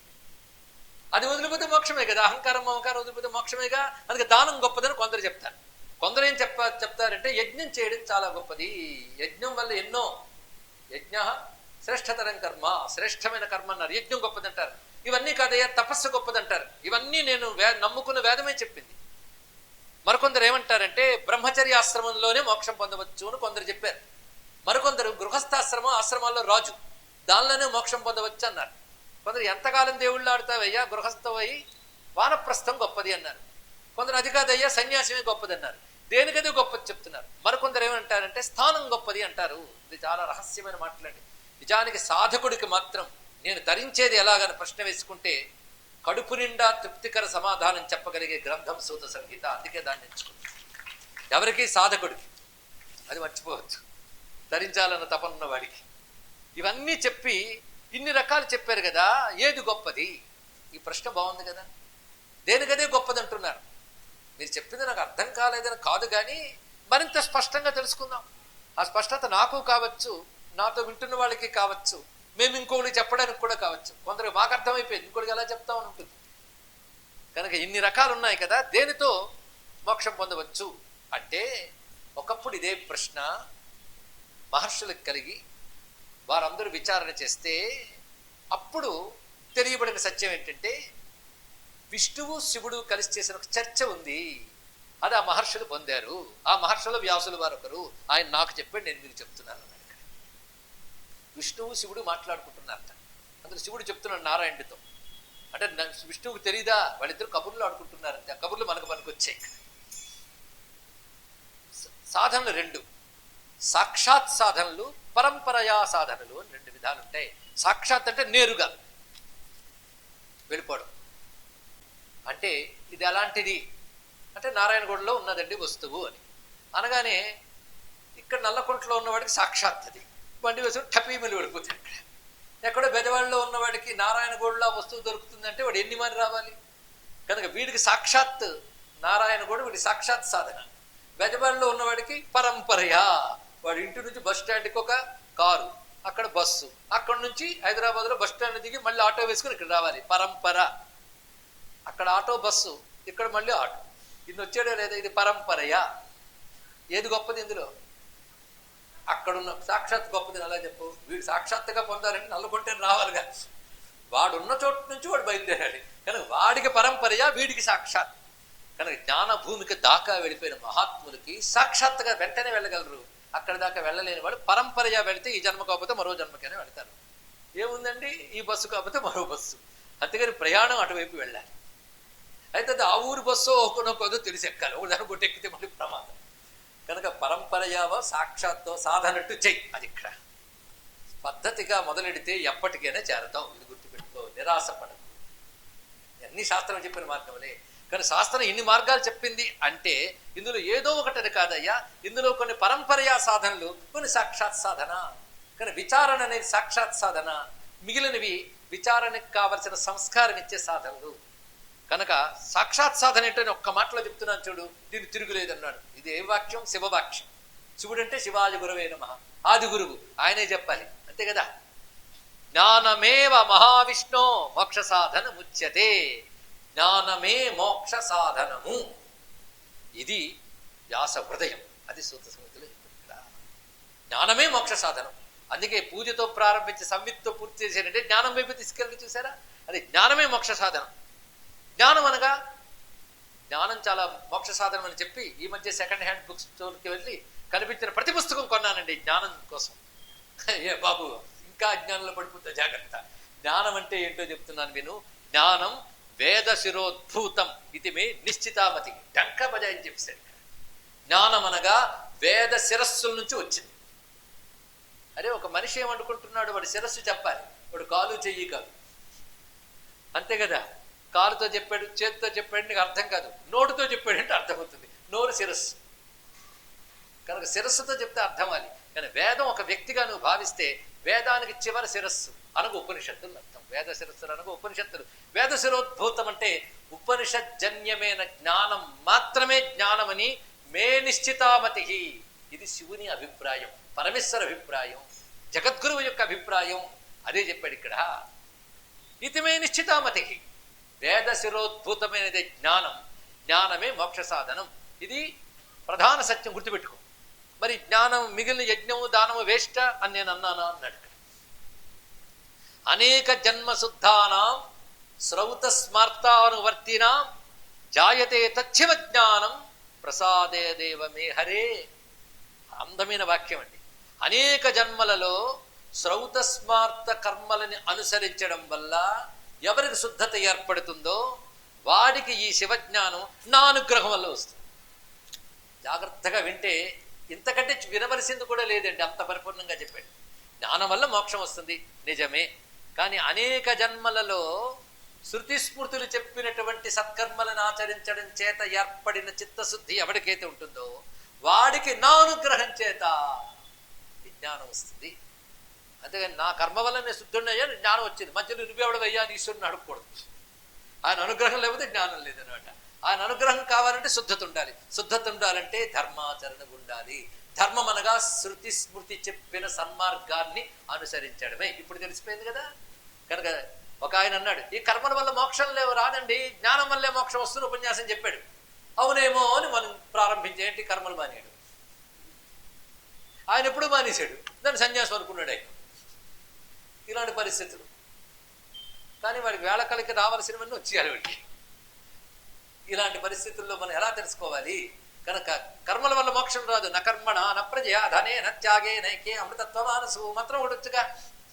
నా కర్మణ, కర్మల చేత మోక్షం లేదు, న ప్రజయ సంతానం చేత రాదు అంటూ ఉంటే ఫోన్ వచ్చింది. ఏంటి వాళ్ళ అబ్బాయి గుంట్లో పోలేదు, ఆవిడ మళ్ళీ తర్వాత వస్తారు మాత్రం చెప్పుకుంటాను. ఏమైంది పరిగెట్టాడు వాడు. న ప్రజయ చెప్తాడు. ఎలా చెప్తాడండి? ఇక్కడ ఉన్నది ఒకటి అనేది ఒకటి. ఎప్పుడైనా అవుతుందని పొసగుతుందా? ఉన్నది ఈ స్టాండర్డ్, మాట్లాడేది దానిది. మనం ఈ స్టాండర్డ్లో ఉన్నాం కనుక దాని గురించి చెప్తే నిద్ర వస్తుంది. మన స్థాయి ఇది, మరి ఇంకేమున్నది? నా కర్మణ నా ప్రజయ ధనేనా. ఎవడ ఎందుకు ఇలా ఉంటావు? మీరు నా దగ్గరికి వస్తే లక్షిస్తా అంటే పూజ తర్వాత, అవునా లేదా? త్యాగైనైకే అమృతత్వ మానసు, త్యాగము చేత కొందరు అమృతత్వాన్ని పొందుతారు అని చెప్తున్నారు కదా. కానీ కర్మల వల్ల మోక్షం రాదు, కర్మల మోక్షం చెప్పాడు ఆయన. అటువంటిప్పుడు ప్రశ్న వేయాలి, కాబట్టి కర్మల వల్ల మోక్షం రాదు, జ్ఞానం వల్ల వస్తుంది అన్నారు కదా. మరి జ్ఞానం ఎందుకు అందరికీ రావట్లేదు ప్రశ్నించాడు తెలివైన వాడు. చాలా బాగుంది కదా. జ్ఞానం అందరికీ ఎందుకు రావట్లేదు? మరి జ్ఞానంతో మోక్షమే గ్యారంటీ. కానీ అందరికీ జ్ఞానం ఎందుకు రావాలంటే చిత్తశుద్ధి ఉంటే కానీ జ్ఞానం రాదన్నాడు. అవునా, అదెందుకు రాదు అందరికీ అన్నాడు. అంటే ఎన్నో సత్కర్మలు చేస్తే కానీ చిత్తశుద్ధి రాదు. చూసారా, కర్మలు అవసరమేగా. ఇప్పుడు చెప్పండి, సత్కర్మల వల్లే కదా చిత్తశుద్ధి వచ్చింది. మరి ఇప్పుడు వద్దు కర్మలని చెప్పినప్పుడు ఏరు దాటక తప్పతగలేయడం కదా. అందుకే ఎప్పుడు కర్మలు మాని అంటే అదొక పాపం. అదే గురువుగారు కూడా ఇట్లాంటి తెలివైన వాళ్ళు ఉంటారని తెలుసుకుని వేదో నిత్యమధీయత తదుదితం కర్మస్వనుష్ఠీయతాం అని మాట చెప్పారు ఇక్కడ. అయితే జ్ఞానం కోసం కర్మ చేయడం వేరు, ఫలం కోసం కర్మ చేయడం వేరు. జ్ఞానం కోసం కర్మ చేసేటప్పుడు చిత్తశుద్ధి ఉండాలి, ఫలాపేక్ష ఉండకూడదు, ఈశ్వర అర్పణ బుద్ధి ఉండాలి. మూడుతో కర్మ చేసేవనుకో అది నిన్ను బంధించదు. అందుకే శ్రౌతస్మార్తతో కూడిన కర్మలు అనేక జన్మలు చేయడం చేత అనేక జన్మ శుద్ధానాం శ్రౌతస్మార్తానువర్తినాం జాయతే తచ్చివ జ్ఞానం ప్రసాదాదేవ మే. నా ప్రసాదము చేత మాత్రమే ఏవ అన్నాడు ఇక్కడ. అంటే ఈశ్వరానుగ్రహం మాత్రమే జ్ఞానం ఇస్తుంది, మరేమీ ఇవ్వలేదు. కానీ ఈశ్వరుడి దయ ఉండాలండి. అంటే ఈశ్వరుడి దయన కానీ మనస్సు అని మీద ప్రేమతో కలిగిందా లేదా, అదే భక్తి. అంటే మరొకటి ఏముంది అంటే ప్రసాదాదేవ మే హరే. హరే అంటే ఓ నారాయణ అని చెప్తున్నాడు. అన్యేషామపి సర్వేషాం, ఎవరికైనా సరే జ్ఞానాభ్యాసమే విధింపబడింది. అయితే జ్ఞానాభ్యాసానికి ప్రతిబంధకాలు ఉంటాయి సుమా, అడ్డుకునే ఉంటాయి. పూర్వ పాప వాసనలు అడ్డుకుంటూ ఉంటాయి. సరిగ్గా అర్థం కాదు, ఒకదాని కూడా అర్థమవుతుంది. కానీ సరిగ్గా అర్థం కాకపోవడం అదొక దోషం. అయితే ఒకదాని కూడా అర్థం కావడం మరొక దోషం. సంశయం, విపర్యయం అని బోల్డ్ అన్ని అజ్ఞానం అవతారాలు ఉంటాయి. ఇవన్నీ దాటడం ఇవే ప్రతిబంధకాలు. ఆ ప్రతిబంధక నివృత్తి కోసం పాపం వల్ల ఏర్పడుతుంది ప్రతిబంధకం. కనుక ఆ ప్రతిబంధక నివృత్తి కోసం సత్కర్మలు చేయాలి. కనుక యజ్ఞ దానాది కర్మాని నా సాక్షాన్ముక్తి సిద్ధయే. కనుక యజ్ఞదానాది కర్మలు సాక్షాన్ముక్తి ఇవ్వవని చెప్పారే తప్ప ముక్తిని ఇవ్వవని చెప్పలేదు. అనే శాస్త్రం వీటిని కూడా ఎందుకు చెప్పిందంటే ఇవి చేస్తే పరంపరగా చిత్తశుద్ధి ఏర్పడి మోక్షం వస్తుంది. కనుక శాస్త్రం యజ్ఞం చేయమని, దానం చేయమని, తపస్సు చేయమని ఇన్ని బోధించడానికి కారణం అది. అందుకే ఇవి కూడా మోక్ష కారణములు అని చెప్పడంలో ఉద్దేశం ఏంటంటే ఇవి క్రమశః మోక్ష కారణములు అని చెప్పారే తప్ప ఇవి మాత్రమే మోక్ష కారణం లేదు కదా. ఇవి క్రమశః మోక్షాన్ని ఇస్తాయి గనక శాస్త్రం దీన్ని చెప్పింది. క్రమశః ఇవ్వని కాడికి శాస్త్రం చెప్తుందా? కానీ ఇవన్నీ మోక్ష కారణములు అని చెప్పడంలో ఏమీ అయోమయం లేదు, తప్పు లేదు అని అర్థం చేసుకో అని. తస్మాత్ అయత్నతో ముక్తి. ఇక స్థానం గురించి మాట్లాడుతున్నాడు. ఇది చాలా రహస్యమైన విషయం అండి. జ్ఞానం, దానం, యజ్ఞం, తపస్సు, బ్రహ్మచర్య, వానప్రస్థ, గృహస్థ, సన్యాసం, స్థానం, ఇందులో ఏది మోక్షానికి హేతువు అంటే జ్ఞానమే సాక్షాత్ హేతువు. మిగిలినవన్నీ కూడా పరంపరజా హేతువులు. ఇవి జ్ఞానానికి ప్రతిబంధకాన్ని తొలగించడానికి మనకు వస్తాయి. ఇంతవరకు అర్థమైపోయింది కదా. మరి స్థానం గురించి ఒక ప్రత్యేకంగా చెప్పాడు. స్థానం అనగా నా క్షేత్రము. పరమేశ్వరుడి క్షేత్రములకి స్థానములని పేర్లు. ఇక్కడ క్షేత్రముల యొక్క వైశిష్ట్యం తెలుస్తుంది. ఇది తెలియ కలియుగంలో ఈ క్షేత్రాలు, ఆలయాలు ఇవన్నీ సామాన్యుల కోసం ఇలాంటి మాటలు అనడం మొదలెట్టేశారు పండితులు. మనము అదే చదివేసుకున్నాం. కానీ క్షేత్రం గురించి మీరు ఒక్కసారి ఆలోచించండి. కొన్ని క్షేత్రాలకు వెళితే మీరు ఈ భూముల్లో చూడలేనటువంటి జీవన్ముక్తులు అక్కడ కనబడతారు, సిద్ధపురుషులు అక్కడ కనబడతారు, అదే దృష్టితో సాధన చేస్తున్న మహాత్ములు కనబడతారు. తెలుసా మీకు? ఒక కాశీకి వెళ్ళండి, అక్కడ మీలాగా నాలాగా ఏ సత్రంలో ఏ భోజనం బాగుంటుందో డిస్కస్ చేసేవాళ్ళు ఉంటారు, కాదని కాదు. కానీ ఇదేది పట్టని ఏ యోగులో ఎక్కడో ఉంటారు. వాళ్ళు కనబడరు, ఎందుకంటే మనకి వాళ్ళు కనబడే సంవత్సరం వాళ్ళకి లేదు. నీ అదృష్టం బాగుంటే కనబడవచ్చు, నీకు ధరించే భాగ్యం వచ్చినప్పుడు కనబడవచ్చు. అలాంటి వాళ్ళు అక్కడే దొరుకుతారు. మీరు వెతికినా ఈ గుట్టల్లో, గూడాల్లో, బాదుల్లో దొరకరు. ఎక్కడో ఉండొచ్చు, లేరని కాదు మహాత్ములు, కానీ అంత అక్కడంత దొరికినంత హాయిగా దొరకరు ఇక్కడ. అది గొప్ప విశేషమైనటువంటి అంశం. ఇక్కడ ఏదో ఉంది స్థానానికి, కానీ స్థానం గురించి ఇక్కడ అత్యద్భుతమైన విషయం చెప్తున్నాడండి. ఇది తెలిస్తే ఎందుకు భగవత్పాదులు వారు నర్మదికి చేరారు, ఎందుకు కాశీకి వెళ్ళారు, ఎందుకు బదరికి వెళ్ళారు, వ్యాసాదులు, అగస్త్యుడు మొదలైన మహర్షులు నేటికి ఎందుకు అక్కడే తిరుగుతుంటారో మనకు అర్థమవుతుంది. ఇది తెలియగలగాలి. ఇవి తెలియకపోతే క్షేత్రాలు, గుళ్ళు ఏవో అనుకుంటాం మనం. దాని గురించి ఎవడికి వాడి నిర్వచనాలు చెప్పిస్తారు.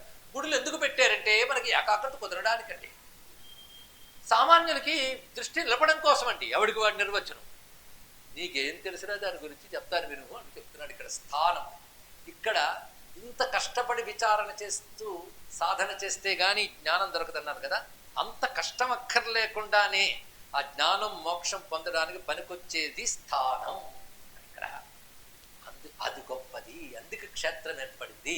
క్షేత్రం ఏమిటే, ఇతరత్రా నువ్వు చేసే సాధనలకి ఎంత శ్రమ పడతావో అంత శ్రమ అవసరం లేకుండా నీకు ముక్తినివ్వడానికి పనికొచ్చే చోటు పేరు స్థానం. అయితే అది మాత్రం దొరుకుతుందా? అది కూడా ఇలాంటి పుణ్యాలు ఎన్నో గజ్జన్మల్లో చేస్తే గానీ అక్కడ పడవు. ఎంతమంది అనుకోరండి అక్కడికి వెళ్ళాలి వెళ్ళాలి వెళ్ళాలి అని. వెళ్ళాలి అనుకునే వాళ్ళు ఎంతమంది, అలాంటి వాళ్ళు తక్కువే. అనుకున్న వాళ్ళలో వెళ్ళగలిగేది ఎంతమంది, వెళ్ళి ఉండగలిగేది ఎంతమంది, సాధన చేయగలిగేది ఎంతమంది. కానీ స్థానం కూడా అంత తేలిక కాదు. స్థానం గురించి భగవానుడు ఇక్కడ చెప్తున్నాడు. ఏమనంటే, తం వదామి మహావిష్ణు హితాయ జగతాం శృణు. నీకు చెప్తున్నాను విను. నీకంటే నీకు కోసం కాదు, జగతాం హితాయ, జగత్తుకి హితం కోసం చెప్తున్నాను. సంతి లోకాని విశిష్టాని స్థానాన్ని మమ మాధవా. ఈ లోకంలో నా విశిష్ట స్థానములు కొన్ని ఉన్నాయి. తస్మాత్ అయత్నతో ముక్తికి సర్వేషాం యన హేతున. అయత్నత, ప్రయత్నం లేకుండానే ముక్తి వస్తుంది సుమా. అక్కడ ఇదే ఎక్కువ చర్చ చేయాల్సిన సబ్జెక్ట్ అండి. అందుకే కాశీ జీవన్ముక్తి విచారము అంటూ సురేశ్వరాచార్యులు గ్రంథం రాశారు. అరే జ్ఞానాదేవ కైవల్యం అంటున్నావు కదా, కాశ్యాంత మరణాన్ముక్తి అని మాట ఉంది కదా. మరి జ్ఞానం అక్కర్లేకుండానే కాశీలో మరణించిన వాడికి మోక్షం దొరుకుతుంది కదా. మరి జ్ఞానాదేవ కైవల్యం అబద్ధం కాలేదా అని ప్రశ్న వేస్తే, కాశ్యాంతు మరణాన్ముక్తి ఋషివాక్యమే, జ్ఞానాదేవ కైవల్యం ఋషివాక్యమే. రెండూ తప్పు కాదని ప్రతిపాదన చేస్తారండి. అది పెద్ద శాస్త్రం, ఇప్పుడు దాని గురించి ఎందుకు. కానీ అంత అయత్నంగా, అంత ప్రయత్నం లేకుండా ముక్తినివ్వగలిగే శక్తి క్షేత్రాలకు ఉన్నాయి. అది క్షేత్ర సాధన అంత అవసరం అని చెప్తున్నాడు ఇక్కడ. నువ్వు చేసిన దానికి కొన్ని రెట్ల ఫలం ఇవ్వగలిగే శక్తి క్షేత్రానికి ఉన్నది. అందుకే మానవుడు ప్రయత్నపూర్వకంగా క్షేత్రాలను ఆశ్రయించాలి. అలాంటి ఆశ్రయించదగ్గ శక్తివంతమైన నా స్థానములు ఈ భారతదేశంలోనే ఉన్నాయి, మనం ధరించడానికి పనికొచ్చేవి. అది గొప్ప మాట చెప్తున్నాడు ఇక్కడ. అందుకే ఇక్కడ విశేషంగా నాయన జ్ఞానం ప్రధానంగా చెప్పినప్పటికీ అనేక జన్మ సంసిద్ధ స్తతోయాతి పరాంగతిం అని కృష్ణ పరమాత్మ గీతలో అనేక జన్మల వల్ల సిద్ధి పొంది పరాగతికి వెళతాడని క్రమశః అని చెప్పాను కదా. నిష్కామకృతాన్యపి యజ్ఞాదీని ప్రతిబంధక పాప నిరాశ ద్వారా సత్వశుద్ధి మాత్రం జనయంతి.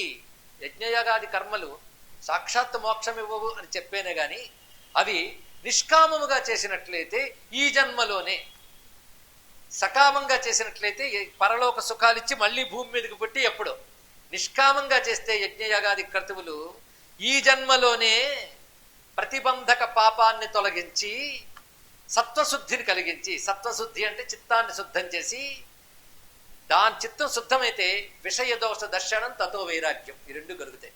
చిత్తశుద్ధి లేని వాడికి విషయంలో దోషం కనబడదు, వైరాగ్యం రాదు. వైరాగ్యం ఎప్పుడు వస్తుందో తెలుసా? విషయంలో దోషం తెలిస్తే వైరాగ్యం కలుగుతుంది. ఏం లేదు, ధనం కోసం వెంపర్లాడతాం, కానీ ఒక్కసారి నీకు వివేకం మేల్కొని ఇంత వెంపర్లాడి లాభం ఏముంది? ఎప్పుడో అదేనా పోతుంది, నేనేనా పోతాను, మిగలదు. పోనీ నా పిల్లలు తింటారంటే పుట్టి చూస్తావా, అది చేయలో, కానీ మిగిలిన దానికోసం ఎందుకు ఆశ అని కలుగుతుంది వైరాగ్యం, తెలుసా? కానీ విషయం యొక్క దోష దర్శనం చేస్తే వైరాగ్యం కలుగుతుంది. కానీ అందరికీ రాదే అంటే చిత్తశుద్ధి ఏర్పడితే కానీ విషయ దోష దర్శనం జరగదు. విషయ దోష దర్శనం తిరిగితే కానీ వైరాగ్యం రాదు. ఎంత చక్కగా చెప్పాడు, దోష దర్శనం తతో వైరాగ్యం తేనచ శ్రేయసి జిజ్ఞాస. చూసారా, అనేక జన్మల పుణ్యం వల్ల ఏర్పడవలసిన చిత్తశుద్ధి. ఈ జన్మలోనే నిష్కామంగా నువ్వు యజ్ఞయాన కర్తువులు చేసేవనుకో, ఈ జన్మలోనే నీకు పాపం తొలగి చిత్తశుద్ధం అవుతుంది.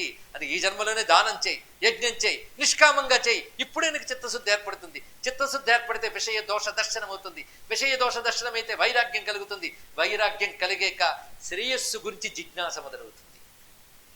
ఆ జిజ్ఞాస కలిగాక తత సన్యాసపూర్వకాన్, సన్యాసం అనగానే వెంటనే కాషాయ గుట్టలు కడతాం అనుకోవద్దు. భగవద్గీతలో స్వామి చెప్పిన సన్యాసం కర్మ ఫలత్యాగం, అది తెలుసుకుంటే చాలు. అది కలిగి మనన నిధిధ్యాసకోపాకృతాత్ శ్రవణా తత్వజ్ఞానేన అపవర్గే ఇది. చూసారా, కనుక నాయన యజ్ఞయాగ దానాది క్రతువుల్ని తీసిపారేయవద్దు.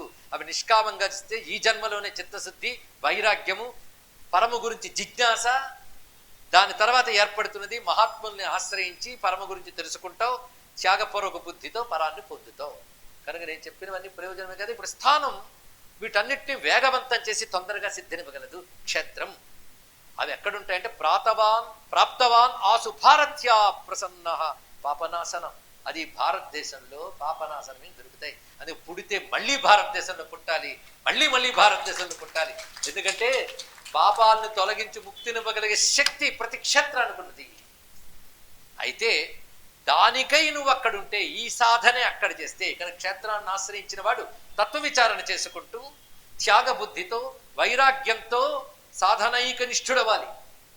అదే క్షేత్రంలో నియమపూర్వకంగా క్షేత్రయాత్ర చేయాలి. అంతేగాని అక్కడ నాకు డబ్బు ఉంది కనుక లగ్జరీస్గా తిరగడానికి కావలసిన ఏర్పాట్లు చేసేసానండి, వెళ్ళి అక్కడ ఉంటానండి అంటే లాభం లేదండి. అక్కడ నియమబద్ధంగా జీవించాలి, తదేక విచారణ చేయాలి. అక్కడికి కూడా వైరాగ్యం విచారణ లేకపోతే ఇంకెందుకు. ఇవి అక్కడ కానీ చేస్తే అయత్తట పెద్ద ప్రయత్నం లేకుండా సిద్ధి పొందుతావు. అందుకే క్షేత్రాలను ఆశ్రయించావు. మా గురువులు అదే చేశారు నాయన. వేదవ్యాసో ముని శ్రీమన్ విశ్వవిజ్ఞాన సాగర. మా గురువుగారంటే ఏమనుకున్నావు? విశ్వవిజ్ఞాన సాగరుడు. ఏం మాట్లాడి, సమస్త విజ్ఞానం ఒక మహాసముద్రం అయితే ఆ సముద్రం మా గురువుగారు. అటువంటి విశ్వవిజ్ఞాన సాగరుడైన వేదవ్యాసుడు ప్రాప్తవాన్ ఆదరేణైవ, ఆయన ఆదరంతో ఒక క్షేత్రాన్ని పట్టుకున్నాడు. తెలుసా ఏమిటి? శ్రీమద్ వారాణసీపురి, వారణాసి మహాక్షేత్రాన్ని ఆయన ఆశ్రయించాడు. తథా సర్వే సురాహ విప్రాహ, అనేక మంది విప్రులు, విశేష ప్రజ్ఞ గలవారు, వేల్పులు కూడా ముక్తినిచ్చే క్షేత్రానికి చేరుకున్నారు. అంటే ఇంత చేసే మోక్షం కోసం అండి క్షేత్రానికి వెళ్ళాలి అంటే, అయితే నీకు ఎప్పుడైనా మోక్షం అక్కర్లేదుగా, భుక్తి కావాలన్నా క్షేత్రాలు ఇస్తాయి, వెళ్ళి అక్కడికి. అంతేకాదు, మాకు కూడా మా గురువు గారు చెప్పారు. దాన్ని బట్టి మరికొందరు ఋషులు మాలాంటి వాళ్ళు అలాంటి క్షేత్రాలకి వెళ్ళారు. వారణాసి ఎలాగో అలాగే మరికొన్నాయి. అందులో ఒకటి శ్రీమద్ వ్యాఘ్రపురీం భక్త్యా ప్రాప్తవాన్ మునీశ్వర. వ్యాఘ్రపురిని మరికొంత మునీశ్వరుడు చేరుకున్నారు. అంటే చిదంబర మహాక్షేత్రాన్ని కొందరు వెళ్ళారు. మరికొంతమంది దివ్యములైనటువంటి ఇతర క్షేత్రాలకు కూడా చేరుకున్నారు సుమా. అందుకే వారాణసి పురి నిత్యం మమ ప్రియ, నాకు అత్యంత ప్రియమైనది ఆ వారణాసి. ఎందుకంటే యస్యా ముక్రమమానస్య ప్రాణైర్జంతో, అక్కడ ప్రాణాలు విడిచిపెట్టే వాళ్ళకి కృపాబలాత్, నా దయ బలాత్ చేత, అంతేగాని వాడి వల్ల సాధించాడద్దు, నా దయ వల్ల తారకం బ్రహ్మ విజ్ఞానం దాస్యామి శ్రేయసే. అరే వాడికి నేను తారక బ్రహ్మజ్ఞానాన్ని ఇస్తున్నాను. తస్యామి మహావిష్ణు ప్రాణత్యాగో విముక్తిద. చూసారా, ప్రయత్నములు తీవ్రముగా లేకుండానే తొందరగా సిద్ధి పొందడానికై నా స్థానములు ఉన్నాయి. దీన్ని బట్టి యజ్ఞము, దానము, ఇత్యాదులు ఎలాగో స్థానములు కూడా అంత ముఖ్యము. అందుకే క్షేత్రములు అంత ముఖ్యం. ఇది తెలుసుకోండి. ఇక్కడ వెళ్ళలేకపోతున్నాను అంటే వెళ్లకుండా అడ్డుకునేవి ఉన్నాయి. అవి తొలగించుకోవడానికి ముందు సాధనలు చేయి, దానం చేయి, యజ్ఞం చేయి, జపం చేయి, తపం చేయి, ప్రేమగా అర్చనాదుకాలు చేయు, తద్వారా స్థానాన్ని చేరుకోగలవు. స్థానం చేరుకుంటే ఇంత కష్టపడక్కర్లేకుండా తొందరగా వెళ్ళవచ్చు. దీన్ని బట్టి క్షేత్రముల యొక్క ప్రాధాన్యం ఎందుకు వచ్చిందో ఇప్పుడు అర్థమైంది కదా మనందరికీ. ఇది ప్రధానంగా తెలుసుకోవాల్సింది. ఎంత క్రమంగా, ఎంత అందంగా, ఎంత తేటగా చెప్పాడండి ఎవడు? శివుడు విష్ణువుకి చెప్పాడు అని వ్యాసుడు సూతుల వారికి చెప్పారు. అది సూత సంహితలో ఉన్నటువంటి అంశం. ఇక్కడ కనుక ఎంత అందంగా బాహ్య పూజ, అభ్యంతర పూజ, అభ్యంతరలు సాధార, నిరాధార, నిరాధార అంటే సంవిత్తని, ఆ సంవిత్తిని పొందడానికి సంవిత్వాచక శబ్దాలు ఎలా వినియోగించుకోవాలో చక్కగా చెప్తూ సంవిత్తత్వం ఎలా ఉంటుందో స్పష్టంగా తెలియజేసాక, అయితే మరి శాస్త్రాల్లో దానాలంటారు, యాగాలంటారు, ఆశ్రమాలంటారు, వీటన్నిటి వల్ల మోక్షం అంటారు. ఇన్నిటి వల్ల మోక్షం ఏంటి? ఏదో ఒకదాని వల్ల కదా అంటే, ఒకదాని వల్ల అయితే జ్ఞానం వల్ల నేనయ్యా, కానీ అది పొందడానికి ఇవి క్రమశః పనికొస్తాయి. వీటన్నిట్లో మన స్థానం చాలా గొప్పది. అందుకే భగవత్పాదుల వారు తిన్నగా చేరుకుని నర్మదా నదీ తీరం అనే మహాక్షేత్రంలో గోవింద భగవత్పాదులు వారు జ్ఞానం పొంది కాశీ మహాక్షేత్రానికి చేరుకుని అక్కడ విశ్వనాథుని అనుగ్రహాన్ని పొంది బదరీ మహాక్షేత్రానికి చేరుకుని అక్కడ రచన చేసి మళ్ళీ కాశీ మహాక్షేత్రానికి వచ్చారు. చూశారు? ఇదని క్షేత్రంలో ఉన్న ఈశ్వర శక్తి చేత నీ మనోవికారాలు తొలగి శుద్ధమైన జ్ఞానం కలగడానికి అవకాశం ఉంది. ఇది తెలుసుకోవాలి. అందుకే మానవుడు ప్రయత్నపూర్వకంగా నా క్షేత్రాల్లో వసించాలి, అక్కడికి వెళ్ళి సాధన చేయాలి అంటూ క్షేత్రమాహాత్మ్య ప్రస్తావన చేశాడు ఇక్కడ. ఈ విధంగా భగవానుడు ముక్తి సాధనములుగా వీటన్నిటి తెలియజేశాడు. కనుక మనం అనుకునే దానములు, పూజలు ఇవన్నీ కూడా ముక్తి సాధనలే కానీ క్రమశః చేస్తాయి. జ్ఞానంతోనే సాక్షాత్తుగా ఉన్నది. కనుక వీటి మీద నిరాశ పడకుండా ఇవి క్రమశః అక్కడికే చేర్చుతాయనే తృప్తితో వీటిని చేస్తూ ఉంటే ఆ పుణ్య విశేషం ఎప్పటికైనా చేయగలుగుతుంది. అయితే తొందరగా ఈ జన్మలోనే నీకు కావాలంటే మాత్రం అవి నిష్కామంగా చేయి. ఇది ఎంతకంటే చెప్పవలసింది ఏముంటుందండి? అంత తేటగా చెప్పేసాడు. ఇది సనాతన ధర్మం యొక్క సారం. మోక్షం కావాలనుకుంటే, లేదా ఇహంలో మంచి ఆరోగ్యం కావాలి, చచ్చాక ఒకవేళ ఉంటే స్వర్గం కావాలనుకున్నారా, సులభంగా పొందవచ్చు పూజలతో. వాటి కోసం ఇంత తపన పడక్కర్లేదు, సంవిత్తు దాకా వెళ్ళక్కర్లేదు. జ్ఞానం, విచారణ, బాధలు లేవు. ఇది గ్రహించవలసిన మరొక అర్థమైనటువంటి అంశం ఇక్కడ. ఈ తర్వాత మరొక అద్భుతమైన విషయాన్ని ప్రారంభిస్తున్నాడు. అది కాల పరిమాణ తదవచ్ఛిన్న స్వరూప కథనం. ఇక్కడ థింకర్స్కి పనికొచ్చే సబ్జెక్ట్స్ మొదలవుతున్నాయండి. ఈ సృష్టి ఏమిటి, ఎలా కలిగింది, అసలు ఆలోచించేవాడికి కలత పెట్టే ప్రశ్నలు రెండు. ఎవరికి? అది ఆలోచించిన వాడికి ఏ బాధ లేదు. తిన్నామా, తిరుగుతున్నామా, నిన్న సీరియల్ ఇవాళ మళ్ళీ కంటిన్యూ చేస్తున్నాడా, ఆపేస్తున్నాడా, దీనితోనే తృప్తిగా బతికేయవచ్చు. వాడికి బాధ లేదు. ఆ సీరియల్ శనాదివారంలో రిపీట్ కాదు కనుక ఆ రోజు ప్రవచనానికి వెళ్ళచ్చు, బాధ లేదు. అలా కాకుండా థింకర్స్ని కలత పెట్టే ఒక్కసారి ఆలోచిస్తే, ఆలోచించే వాళ్ళు ఒక్కసారి అడగండి. మంచి ఆలోచన పడుతుంది. ఎంతకాలం, ఎంత దూరం, ఈ రెండు అంతుపట్టదు. ఎప్పటి నుంచి ఎప్పటి వరకు, ఎంత, టైం అండ్ స్పేస్, వీటికి సంబంధించిన ప్రశ్నలే ఎప్పటికీ తెమలవు. ఎంత ఉంది విశ్వం, స్పేస్ రిలేటివ్. ఇక్కడికి ఇంత దూరం, అక్కడికి ఎంతో దూరం, ఇక్కడికి ఇంత పరిమాణం, అక్కడికి అంత పరిమాణం. చీమకి మహా అనిపించింది, మనకు అల్పం. అప్పుడు దూరం ఎంత నిర్ణయిస్తాం? నీ దృష్టితో దూరమా, చీమ దృష్టితో దూరమా? అప్పుడు రెండు దూరాలు అయ్యేగా, ఒక దూరమైనా ఉంటుంది. ఇది ఆలోచించాల్సింది. చీమకి ఎక్కడి నుంచి ఎక్కడికి వచ్చినప్పటికీ ఒక లోకం నుంచి మరో లోక ప్రయాణం కనుక దానికి రాయడం చేతనవితే ఇదే మహాలోకం కింద వర్ణిస్తుంది. ఇక్కడ దాని బుద్ధికి ఏదో కలుగుతుంది. అలాగే ప్రతిదానికి మానవుల్లో కూడా వాడి బుద్ధి, వాడి జ్ఞానం మేరకు. కానీ స్పేస్ అండ్ టైం అనేది అంతుపట్టవు. ఎప్పటి నుంచి ఎప్పటి వరకు కాలస్వరూపం గురించి ఆలోచించాలి. ఇప్పుడు కాలం గురించి ఎందుకు ఆలోచించాలంటే, నువ్వు ఈ కర్మల ఫలం అనుభవించేది కాలం బట్టి. నువ్వు విత్తనం పడేసిన దాని టైం చెప్తాడు, 6 నెలల తర్వాత దాని నుంచి చెట్టు వస్తుంది. 6 నెలల టైం ఓపిక పట్టాలిగా. కనుక ప్రతిదీ కాలబద్ధం. నీ కర్మ ఫల రూపం రావడానికి కాలబద్ధం. ఓ చిన్నపిల్లాడు నేను పెద్దవాడిని అయిపోవాలి, 6 అడుగులు అయిపోవాలని ఏడ్చినా అవడు. కానీ ఇలాగ ఉండిపోవాలన్నా ఉండిపోడు. ఎప్పటికప్పుడు 6 అడుగులు అవుతాడు. అప్పటి వరకు ఆగవలసిందే. ఆపేదేది కాలం, వచ్చే కాపలేందేది కాలం. ఇది కాలం గురించి ఆలోచిస్తాం. ఈ కాలానికి అందరూ బద్ధులై ఉన్నారు కదా. అసలు కాలానికి లోబడకుండా ఎవడైనా ఉన్నాడా? ఇదో పెద్ద ప్రశ్న. చాలా గొప్ప ప్రశ్న అండి. అంటే నిజానికి జ్ఞానంతో కూర్చుంటే మాత్రం ఈ ప్రశ్నలకి సమాధానాలు ఎంత అందంగా ఈ గ్రంథం ఇస్తుందో తెలిస్తే ఎందుకు దీన్ని ఎంచుకున్నామో మనకు అర్థమవుతుంది. కాల సంఖ్య కథం విద్వన్ కథిత కాలభేదిభి. కాలానికి సంఖ్యలు చెప్పారు, నెంబర్ సిస్టమ్ ఒకటి పెట్టారు కాలంలో. 360 రోజులు, 65 రోజులైతే సంవత్సరం, 24 గంటలైతే ఒక రోజు, 30 రోజులైతే మాసం. ఈ డివిజన్ నంబర్ అనేది ఎలా ఏర్పడ్డాయి? వ్యవహారం కోసం క్యాలెండర్ కాదు. ఆ క్యాలెండర్లు ఎలాగో ఉన్నాయి. అర్ధరాత్రి డేట్ మారిపోతుంది, మనం పొలోమని మారగానే డేట్ మారిపోయింది, భ్రాంతి పడతాం. అవి వ్యవహారం కోసం ఎన్నో ఉంటాయి. కానీ పరమాత్మత ఋషులు ఇప్పుడు మనం వేదాంత చర్చలు చేసే గ్రంథాల్లోనే కాలం గురించి చాలా చెప్పారు కదా. దాన్ని బేస్ చేసుకుని తిథి, వారము, నక్షత్రము, కరణము ఇత్యాదులన్నీ మనం కల్పన చేసుకుంటూ ఉన్నాం. ఈ కాలం ఎలా చెప్పబడుతుంది? ఆ మాటకు వస్తే ప్రతివారు కాలబద్ధులే. ఇప్పుడు నేను ఇలా కొనసాగిస్తే ఇంకెందుకు కాలేదా అంటారు. సబ్జెక్ట్ సీరియస్ అయితే ఎంతోసేపు చెప్తున్నట్టుంది అంటారు. సబ్జెక్ట్ తేలికైతే అప్పుడే అయిపోయిందండి అంటాడు. రెండింటికి సంతోషిస్తూ వినాల్సింది చెప్పేవాడి పరిస్థితి. ఏమంటావు? కనుక కాలం అనేది ప్రతిదానికి ఒకటి ఉన్నది. కాలానికి అందరం లోబడి ఉండేవాళ్ళమే, అవునా లేదా? ఎంత సూత్సమిత ప్రారంభించిన ఇంకా 15 రోజులు, 15 రోజులు అయిపోయింది. కనుక అందరం కాలబద్ధులమే. కాలానికి లొంగని వాడు ఎవడైనా ఉన్నాడా అని ఆలోచిస్తే అందరూ కాలానికి లొంగే ఉన్నారు. మరి సృష్టి స్థితి లయలు ప్రపంచంలో ఉన్నాయంటే సృష్టి ఒక కాలంలో అవుతుంది, స్థితి కొంతకాలం వరకు ఉంటుంది, లయ ఒక కాలంలో అవుతుంది. అవి కాలబద్ధములే.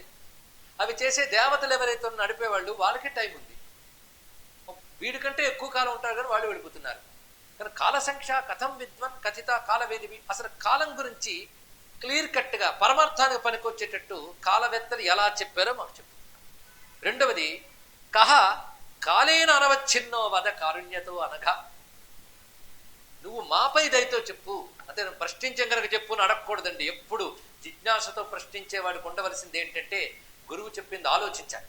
ఇలా ప్రశ్నించగానే గురువు ఒకటి చెప్తాడు, నేను ఒప్పుకొని వెళ్ళిపోవడం కాదు అంటే నువ్వు అహంకారంతో ప్రశ్నించావు. జిజ్ఞాసతో ప్రశ్నిస్తే నీకు అది అర్థం కాకపోయినా, అంగీకరించనట్టు కనకడకపోయినా ఎందుకు చెప్పాడు అని ఆలోచించు. లేదా మళ్ళీ వీళ్ళు మఠం వేసి కూర్చో. ఇలా ప్రశ్న వేస్తే అలా సమాధానం రాదు. చర్చించాలి, ఆలోచించాలి, అప్పుడు తేలుతుంది సమాధానం. ఇలా అడిగితే అలా చెప్పలేదని ఏం గురువు అండి అని వెళ్ళిపోవడం కాదు. అది గురువు దగ్గర కారుణ్యత, దయతో చెప్పుని అడగాలి. చెప్పింది విని ఓపిక ఉండాలి, రెండూ ఉండాలి. చెప్పే గురువు అనఘా దోషరహితుడు. అందుకే అనఘా కారుణ్యత వద కహ కాలేన అనవిచ్ఛిన్న. ఇందులో 2 ప్రశ్నలు ఉన్నాయి. కాలం యొక్క సంఖ్యలు కాలవేత్తలు ఎలా చెప్పారో చెప్పు. కాలానికి లొంగని తత్వం ఏది? ఈ 2 నాకు చెప్పు. ప్రశ్నలు 2 అర్థమయ్యే కదా. ప్రపంచంలో ప్రతిదీ కాలానికి లొంగుతుంది, కానీ ముందు కాలాన్ని అర్థం చేసుకోవాలి. మనం దేని కంట్రోల్లో ఉన్నామో దాని ముందు అర్థం చేసుకోవాలండి. ఒకటి తాడుతో కట్టేశారు, తాడు విప్పుకోవాలి. తాడు విప్పుకుంటే ఏమీ లేదు, కానీ విప్పుకోవడం ఎలాగో తెలియాలి కదా. తెలియాలన్నప్పుడు ముందు తాడుని స్టడీ చేయాలి. ఎక్కడ చిక్కు వేశారు, ఎలా వేశారు, ఏ విధంగా చేశారో తెలుసుకుంటే విప్పుకోగలరు. అలా కాకుండా విప్పే ప్రయత్నం చేస్తే మరొక ముడి పడుతుంది. కనుక కాలం గురించి నువ్వు అర్థం చేసుకోవాలి అంటే, కాలం నుంచి బయటపడాలి అంటే కాలం యొక్క సమస్త విషయములు తెలుసుకోవాలి. ఇక్కడ అది తెలుసుకున్నాక కాలానికి లొంగని వాడెవడో ఉండాలి. ఎంత కాలం తెచ్చుకుని నేనేం చేస్తాను? కాలానికి అతీతమైన తత్వం ఉంది, దాన్ని తెలుసుకోవాలి. అదేది? కహ కాలేన అనవచ్ఛిన్న.